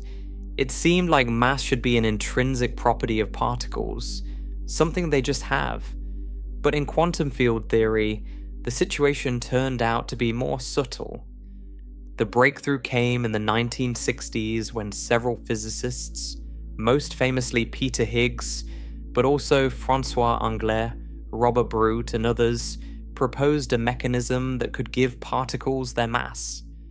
The idea is that there's another field, now called the Higgs field, that fills all of space. Unlike other fields that are zero in their lowest energy state, the Higgs field has a non-zero value everywhere in the vacuum. The universe is permeated by this field. You're swimming through it right now. Everything is. Particles that interact with the Higgs field acquire mass. The more strongly they interact, the more massive they are. An electron interacts with the Higgs field a certain amount, giving it a certain mass. A top quark interacts much more strongly, making it one of the heaviest fundamental particles. Photons don't interact with the Higgs field at all, which is why they're massless and travel at the speed of light.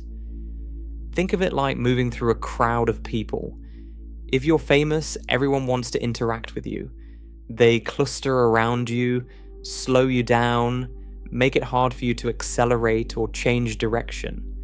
That resistance to motion is analogous to mass. If you're unknown, people ignore you, and you can move freely. Photons are the unknowns. They pass through the Higgs field without interacting. Electrons and quarks are like celebrities, constantly interacting with the Higgs field, and that interaction gives them inertia. This mechanism was confirmed in 2012 when the Large Hadron Collider at CERN detected the Higgs boson, the particle associated with the Higgs field. This was one of the most important discoveries in the history of physics, completing the standard model of particle physics. But think about what this means. Mass, that most fundamental property we associate with matter, isn't intrinsic to particles. It's not something they have in themselves. It emerges from the interaction of particles with a quantum field that pervades all of space. Without the Higgs field, electrons would be massless, and atoms as we know them couldn't exist. Matter is looking less and less like stuff, and more like patterns in fields. The substance we thought was fundamental turns out to be emergent, arising from the interactions of underlying fields. Let's talk about one more aspect of the vacuum that's relevant to our question about empty atoms. This concerns the vacuum energy, and it connects to one of the biggest mysteries in all of physics. The vacuum, as we've discussed, is not empty. It's filled with quantum fields in their ground states and with virtual particles constantly appearing and disappearing. All this activity involves energy. The vacuum has an energy density, a certain amount of energy per unit volume, even in its lowest possible state. This is sometimes called zero-point energy. Quantum field theory allows us to calculate what this vacuum energy should be. And here's where things get strange. The calculation gives a number that's absolutely enormous. If you add up all the zero-point fluctuations of all the quantum fields, you get a vacuum energy density that's about 120 orders of magnitude larger than what we observe. 120 orders of magnitude. That's a 1 followed by 120 zeros. That's not a small discrepancy. That's the largest mismatch between theory and observation in the history of science. The vacuum energy, if it's really that large, should have dramatic effects. It should curve space-time. It should affect the expansion of the universe. We should see its effects everywhere. But we don't. The universe behaves as if the vacuum energy is incredibly small, almost but not quite zero. This is called the cosmological constant problem, and no one knows how to solve it. Either our calculation of the vacuum energy is wrong in some way we don't understand, or there's some mechanism that cancels almost all of it while leaving a tiny residue. Neither option is well understood. The vacuum energy we do observe, that tiny residue, is responsible for the accelerating expansion of the universe. Dark energy, as it's called, is pushing galaxies apart faster and faster. The vacuum isn't just not empty, it's active on cosmological scales, shaping the fate of the universe. So inside an atom, the space between the nucleus and the electrons is not just empty, it's filled with quantum fields. It's buzzing with virtual particles. It has vacuum energy, and all of this is connected to the largest structures in the cosmos. Let me try to bring all of this together and explain what it means for our understanding of matter. We start with a simple question. Why are atoms 99% empty? But the deeper we dig, the more we realize the question is based on a misunderstanding. Atoms aren't empty. They're full. They're full of quantum fields. They're full of virtual particles. They're full of the potential for matter that the vacuum represents. What they're not full of is classical matter, tiny balls of stuff sitting in space. But classical matter doesn't exist. There is no stuff in that sense. What we call matter is patterns and fields. An electron is a pattern, an excitation, a ripple in the electron field. A quark is a pattern in the quark field. These patterns interact with each other through other fields, like the electromagnetic field. They interact with the Higgs field to acquire mass. They obey the Pauli exclusion principle, which prevents them from overlapping in certain ways. The solidity we experience, the resistance of a wall, the support of a floor, the feeling of touching something, none of this comes from matter filling space. It comes from forces between patterns and fields. Electromagnetic repulsion pushes electron clouds apart. The Pauli exclusion principle prevents electrons from occupying the same quantum state. These quantum effects create the macroscopic experience of solidity from constituents that are almost entirely empty. You are made of these patterns. Every atom in your body is a set of field excitations interacting with other field excitations.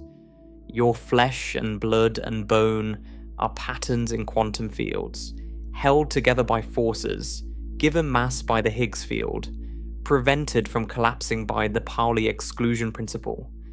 And between these patterns, in the space that seems empty, are more fields. The vacuum, the quantum ground state, virtual particles flickering in and out of existence, the potential for matter, coiled and waiting. This is what Feynman's work helped reveal. The world is not made of things, it's made of events, of processes, of patterns that evolve according to quantum rules. The distinction between matter and empty space is not as sharp as we thought. Matter is concentrated field, empty space is dilute field, but it's all field, all the way down.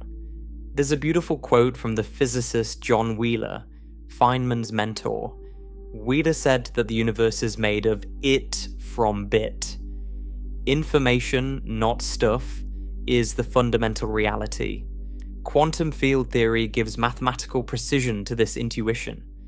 The fields are mathematical objects. The patterns in them are information. What we call matter is really a kind of encoded message in the quantum fields. This might seem abstract, disconnected from everyday experience, but it's not. Every time you feel something solid, you're experiencing the consequences of these quantum principles. The chair holding you up, the air filling your lungs, the neurons firing in your brain, all of it is patterns in fields, forces pushing and pulling, quantum effects creating the world you perceive. The ancient philosophers ask what the world is made of. Earth, air, fire, water, said some. Atoms and void, said others. Now we know the deeper answer. Fields. Quantum fields pervading all of space, excited into patterns we call particles, interacting through forces that create the texture of reality. And the void, that empty space between atoms that seems to be nothing, it's not nothing. It's the quantum vacuum, the ground state of everything, full of potential, pregnant with possibility. The emptiness is full. The void is alive. This is the answer to why atoms can be 99% empty, and yet matter feels solid. The emptiness is not absence, it's the background of all existence, the field from which all particles emerge. And the solidity is not stuff, it's force, interaction, the consequence of patterns that cannot overlap in certain ways. Feynman spent his life exploring this strange reality. He developed the mathematical tools to calculate with it. He found ways to visualize it with his diagrams, but he never claimed to understand it in any intuitive sense. The quantum world is not intuitive. It doesn't match our everyday experience. It can only be described mathematically.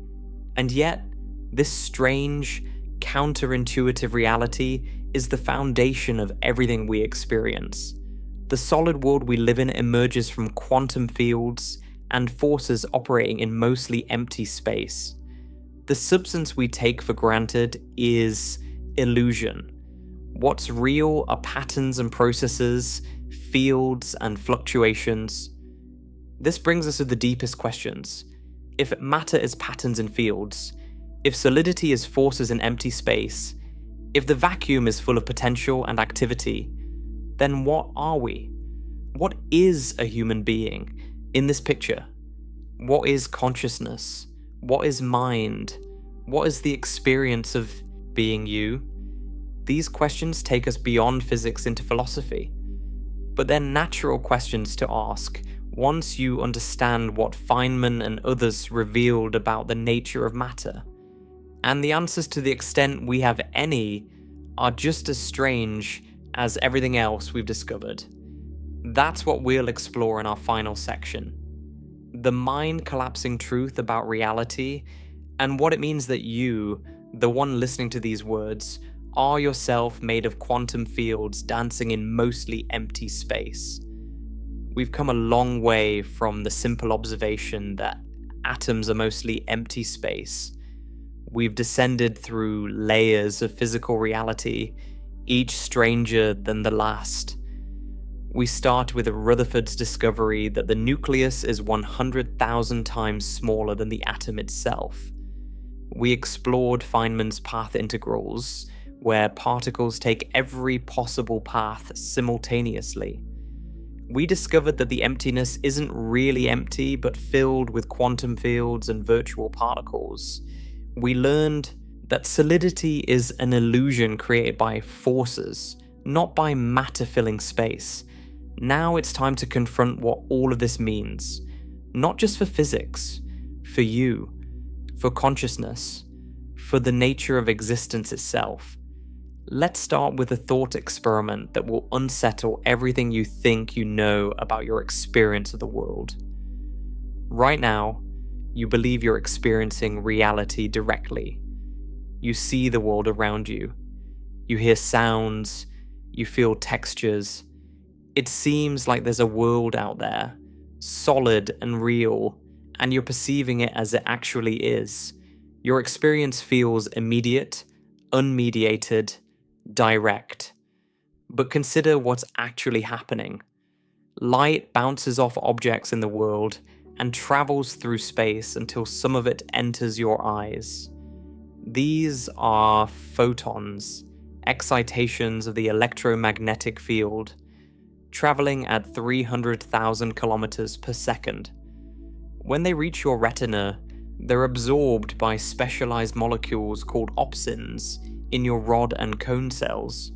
This absorption triggers a chemical cascade, a series of molecular reactions that ultimately produce electrical signals. These electrical signals travel through your optic nerve, a bundle of about 1 million nerve fibers, carrying information to your brain. But notice something crucial. What's traveling isn't light anymore. It's electrical impulses, patterns of neural firing. The photons are gone. They've been absorbed. What your brain receives is not light, but a coded representation of light. Your brain, sitting in complete darkness inside your skull, never experiences light directly. It only receives electrical signals, and from these signals it constructs a model, an internal representation, a simulation of the external world. What you experience as seeing is not the world. It's your brain's reconstruction of the world based on limited data coming through your sensory channels. Sound works the same way. Air pressure waves enter your ear canal, vibrate your eardrum, and set in motion a chain of tiny bones that transfer the vibration to fluid in your cochlea. Hair cells in the cochlea translate these vibrations into electrical signals that travel to your brain. What you experience as sound is your brain's interpretation of these signals, not the air pressure waves themselves. Touch is similar. Pressure on your skin activates receptors that send electrical signals to your brain. What you feel is your brain's model of what's touching you, not direct contact with the world. Everything you've ever experienced, every sight, every sound, every sensation, has been a reconstruction, a simulation, a virtual reality generated by your brain based on incomplete information. Now combine this with what we've learned about atoms. Your brain, the thing constructing this simulation, the organ that generates your entire experience of reality, is itself made of atoms that are 99.999999% empty space. The neurons that fire, the synapses that transmit signals, the molecules that store memories, all of it is mostly nothing. Vast cavernous structures with tiny nuclei and smeared out electron clouds, held together by forces operating in what we naively call empty space. The patterns of electrical activity that somehow give rise to your conscious experience are fluctuations in quantum fields, ripples in the void. The thoughts you're having right now are patterns of ions flowing through neural membranes, and those ions are themselves quantum objects, probability clouds that only become definite when interacting with other quantum systems. So here's the situation you find yourself in. You're a pattern of quantum fields constructing a model of reality based on information from other quantum fields. And the entire process is happening in what's almost entirely empty space. There's no solid brain in there, receiving data from a solid world. There are only fields interacting with fields, probabilities collapsing into actualities, patterns emerging from the quantum foam. And somehow, from this dance of mostly nothing, consciousness arises. The experience you're having right now, the sensation of being you, of existing, of reading these words and thinking about them, all of it is happening in structures that are overwhelmingly empty. The feeling of solidity you have of being a substantial thing in a substantial world is generated by forces and fields, not by matter filling space. You are quite literally made of almost nothing. And yet, here you are, experiencing, thinking, wondering. This brings us to one of the deepest mysteries in all of science. Perhaps the deepest mystery, the hard problem of consciousness. We understand a tremendous amount about how the brain processes information. Neuroscience has mapped neural pathways in extraordinary detail. We can trace signals from sensory receptors through the brain to motor outputs. We can image brain activity in real time using functional MRI and other techniques.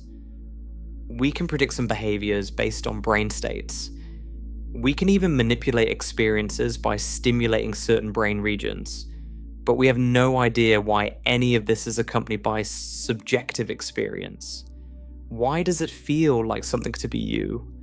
Why isn't the brain just a biological computer, processing information in the dark without any inner light of awareness?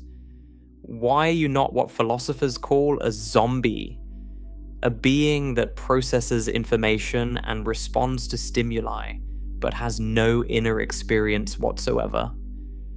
There's nothing in the physics of quantum fields that explains consciousness.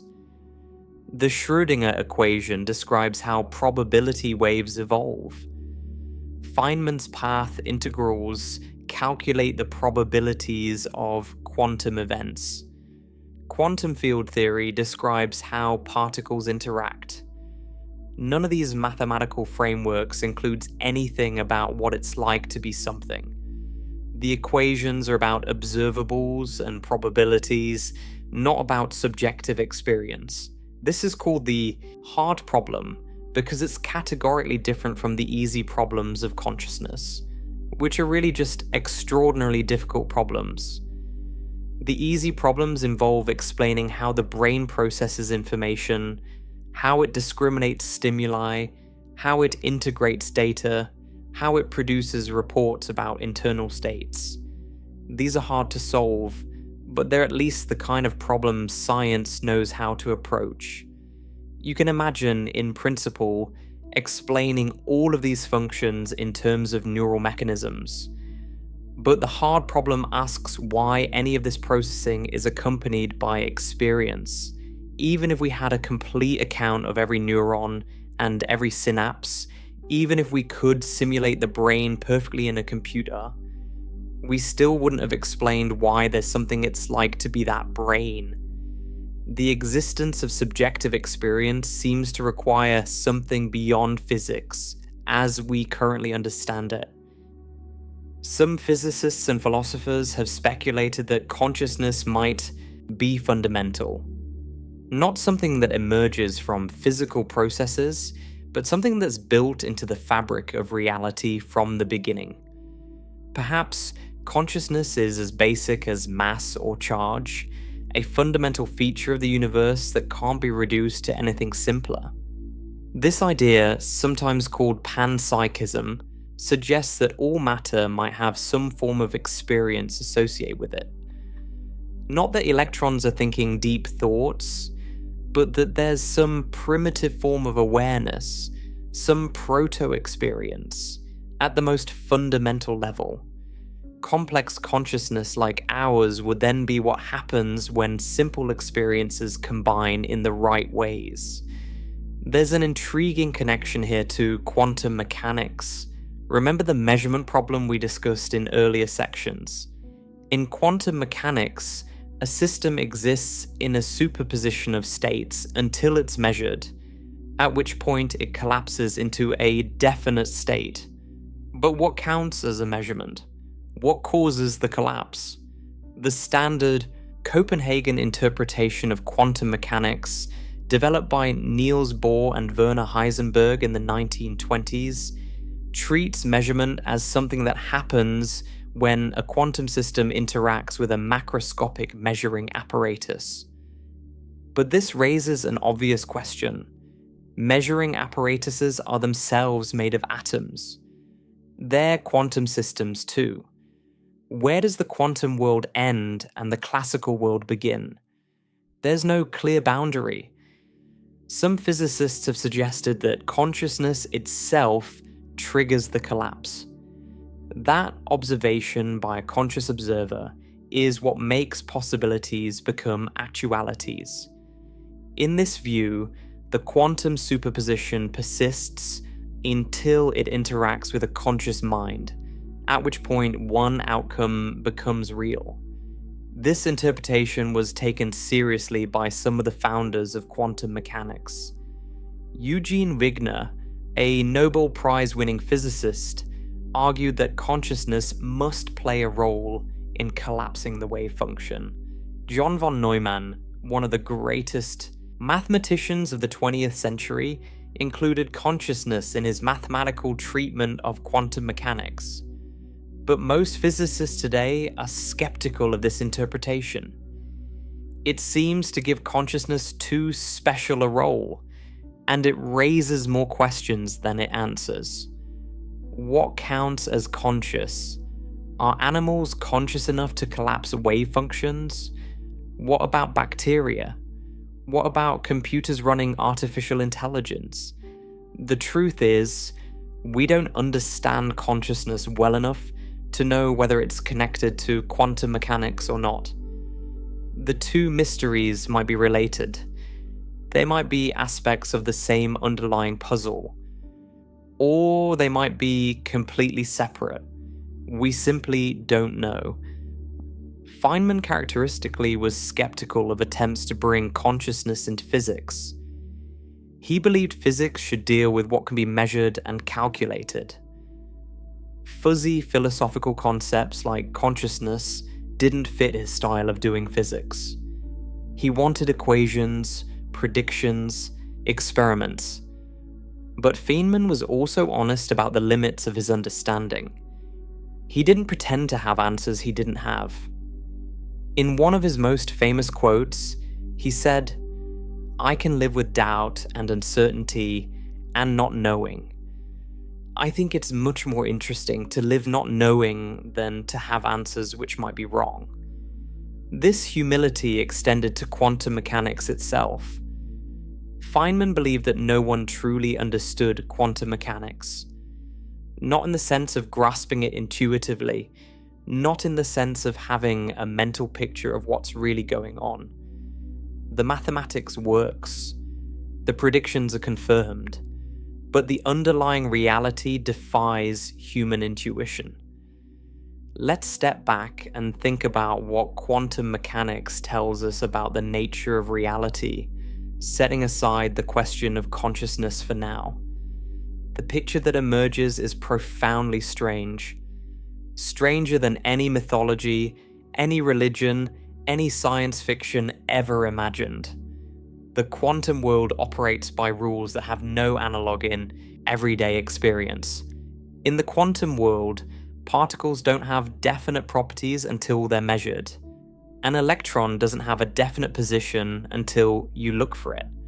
Before measurement, it exists in a superposition of all possible positions simultaneously, described by a probability wave that spreads through space. The act of measurement collapses this wave, making one possibility actual and erasing the others. This isn't a matter of our ignorance. It's not that the electron has a definite position, but we just don't know what it is. The electron genuinely doesn't have a definite position until measured. Position is not a property that exists before measurement. It comes into being through measurement. This applies to all properties: momentum, spin, energy. None of these have definite values until observed. Before observation, they exist in superposition, multiple values at once. Only measurement selects one value from the possibilities. What is measurement? This is the crux of the measurement problem, and it remains unsolved after a century of debate. One radical answer comes from the many worlds interpretation proposed by Hugh Everett in 1957. In this view, the wave function never collapses. Instead, every time a measurement is made, the universe splits into multiple branches, one for each possible outcome.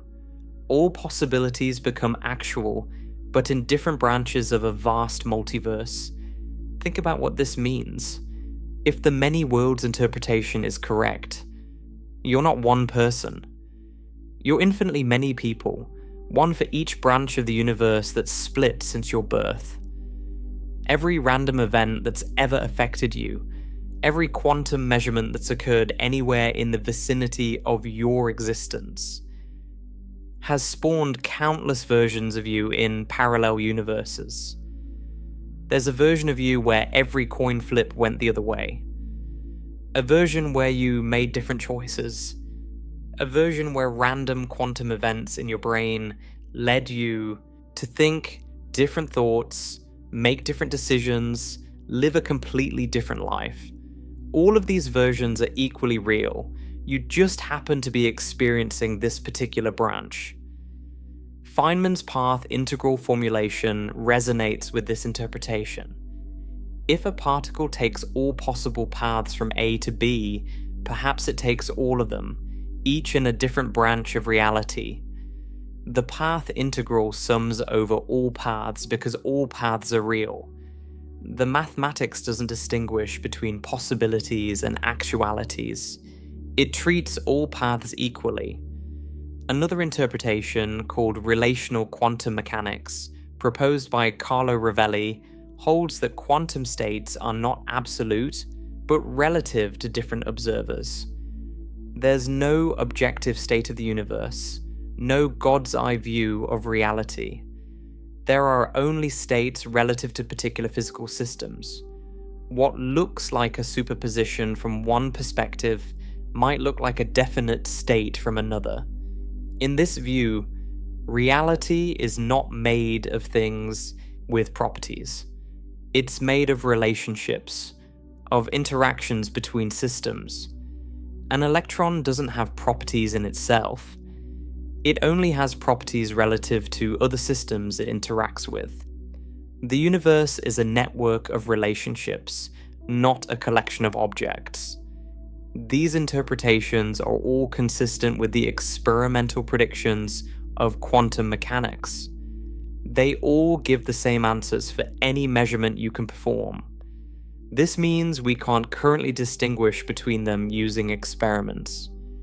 The choice between them is partly philosophical, but here's what's remarkable. All these interpretations, despite their differences, agree on the basic strangeness of quantum reality. They all deny that the world is made of solid objects with definite properties sitting in space. Reality is a web of relationships, a dance of possibilities, a fog of probability that only solidifies when interactions occur. Feynman expressed this in his lectures. He said that atoms behave like nothing you've ever seen. They're not like little balls. They're not like waves on water. They're not like anything in everyday experience. The behavior of atoms is unique, unprecedented, with no analogy you can point to. The best you can do is learn the mathematical rules and get used to them. Let me try to bring this back to something concrete. Consider the atoms in your hand right now. You have trillions of hydrogen atoms in your hand. Each one has a single proton as its nucleus and a single electron in an orbital around it. But that electron is not a tiny ball circling the proton. It's a quantum field excitation, a probability cloud, a smeared out presence that fills the orbital. Right now, this instant, the electrons in your hand are not at definite locations. They're in quantum superpositions. Each electron is, in a very real sense, everywhere in its orbital simultaneously. It only becomes localized if you try to measure its position, and even then, the localization is temporary. Stop measuring. And the wave function spreads out again. The protons and neutrons in the nuclei are quantum objects too. They're not solid balls, but fuzzy quantum things with uncertain positions and momenta. And inside the protons and neutrons are quarks, which are even stranger, confined by the strong force in ways that produce bizarre phenomena like color charge confinement. Your entire body, all 50 trillion cells, all 7 octillion atoms, is a quantum system. Technically, it's in a superposition of states. The only reason you don't experience quantum weirdness directly is that the superpositions decohere incredibly quickly. Your body is constantly interacting with its environment, with air molecules, with photons of light, with the rest of the universe. These interactions cause the quantum superpositions to collapse almost instantaneously, giving rise to the classical world you experience. But make no mistake, the classical world is not the fundamental reality. It's an approximation that emerges from quantum mechanics at large scales. The true nature of reality is quantum. Your body is a quantum object. The world is a quantum system. And quantum systems are not made of solid stuff. They're made of possibilities that crystallize into actualities through interaction. This should collapse your intuitions about what you are. You think you're a solid being, a physical object taking up space, a thing with definite boundaries and definite properties. But you're actually a pattern in quantum fields, a standing wave of probability, a dance of virtual particles and force fields operating in what's almost entirely empty space. The boundary of your body, which seems so definite, is actually a quantum transition zone. The electron clouds of your outermost atoms meet the electron clouds of the air molecules around you. Forces push and pull, fields interact. There's no sharp edge where you end and the world begins. Just a gradient, a transition, a fuzzy boundary maintained by electromagnetic repulsion. And here's something even more mind-bending to consider. The atoms that make up your body were forged in the hearts of dying stars. The hydrogen in your body, in the water that makes up most of you, was formed in the Big Bang nearly 14 billion years ago. Those hydrogen atoms are among the oldest things in the universe. They've been around since the beginning. But the heavier elements, the carbon in your cells, the oxygen you breathe, the nitrogen in your DNA, the calcium in your bones, none of these existed at the beginning. They were forged later, in nuclear fusion reactions inside massive stars. Stars are nuclear furnaces. In their cores, where temperatures reach millions of degrees, hydrogen atoms fuse together to form helium. Helium fuses to form carbon. Carbon fuses to form oxygen. On and on, building up heavier and heavier elements until the star runs out of fuel. When massive stars die, they explode as supernovae. These explosions are among the most violent events in the universe. For a brief moment, a supernova can outshine an entire galaxy. And in that cataclysm, elements heavier than iron are formed. Gold, platinum, uranium. These elements can only be created in the extreme conditions of stellar death.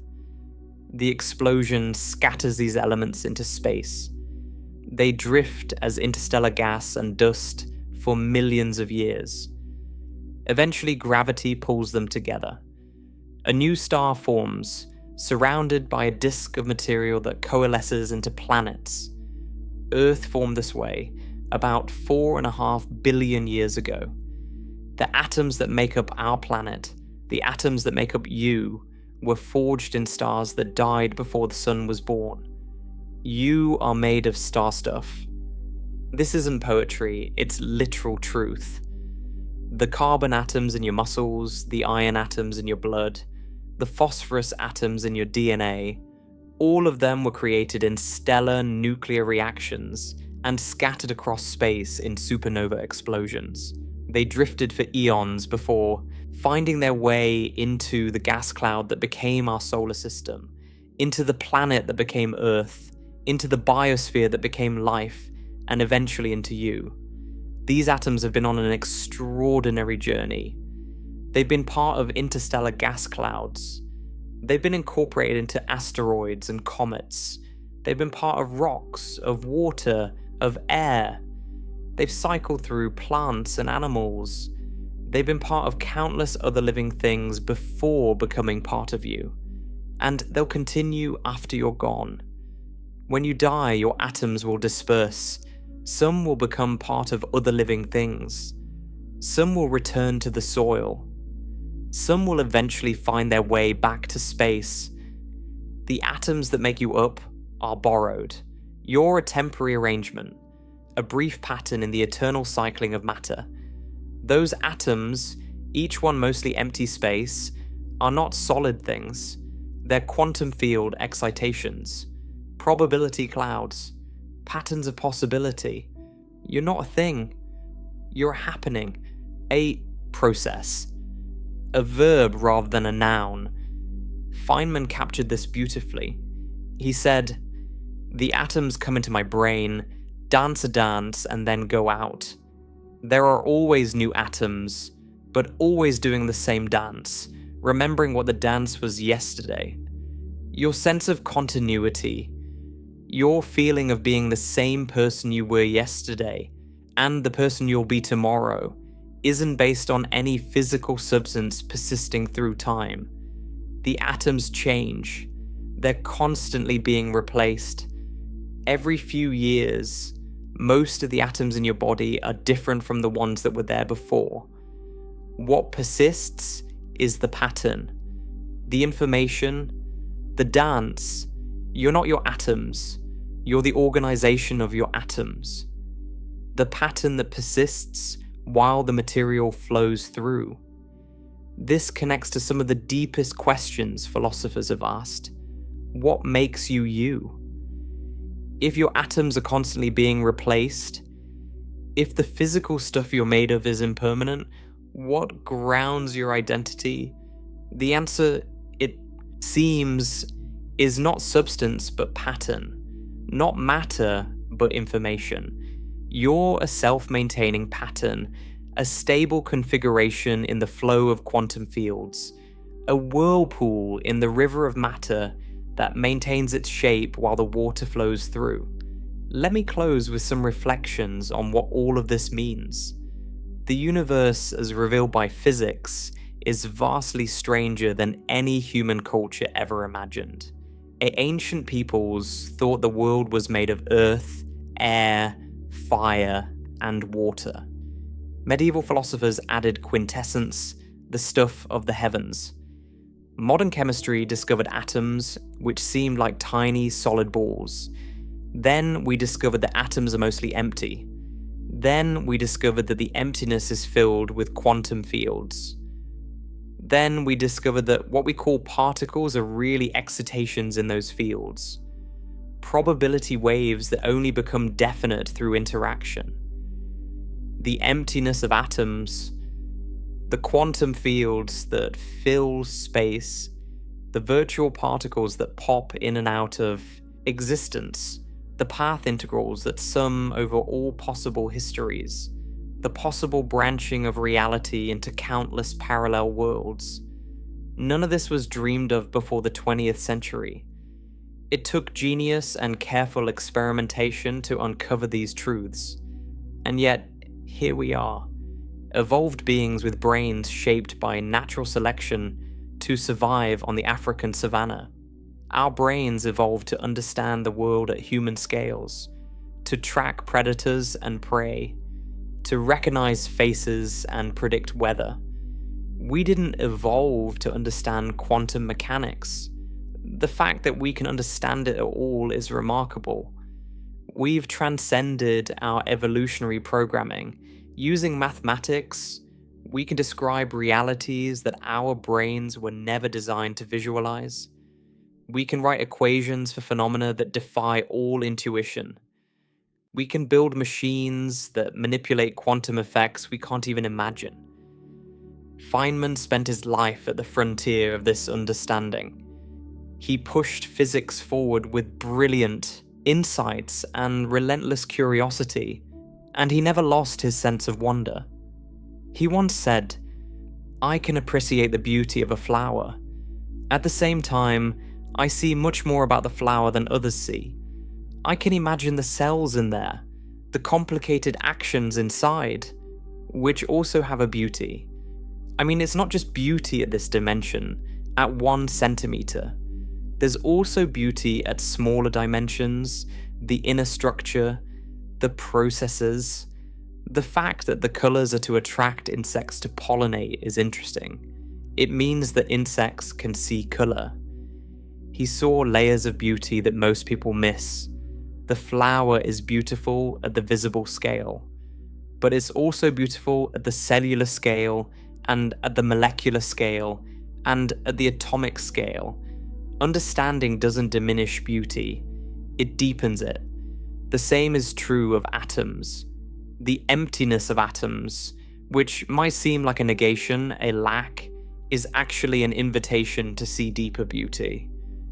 The quantum fields that fill that emptiness, the forces that create the illusion of solidity, the probability waves that describe possibility before actuality, all of this is beautiful in its complexity and strangeness. And you're part of it. You're made of this stuff. This quantum strangeness. This dance of fields in mostly empty space.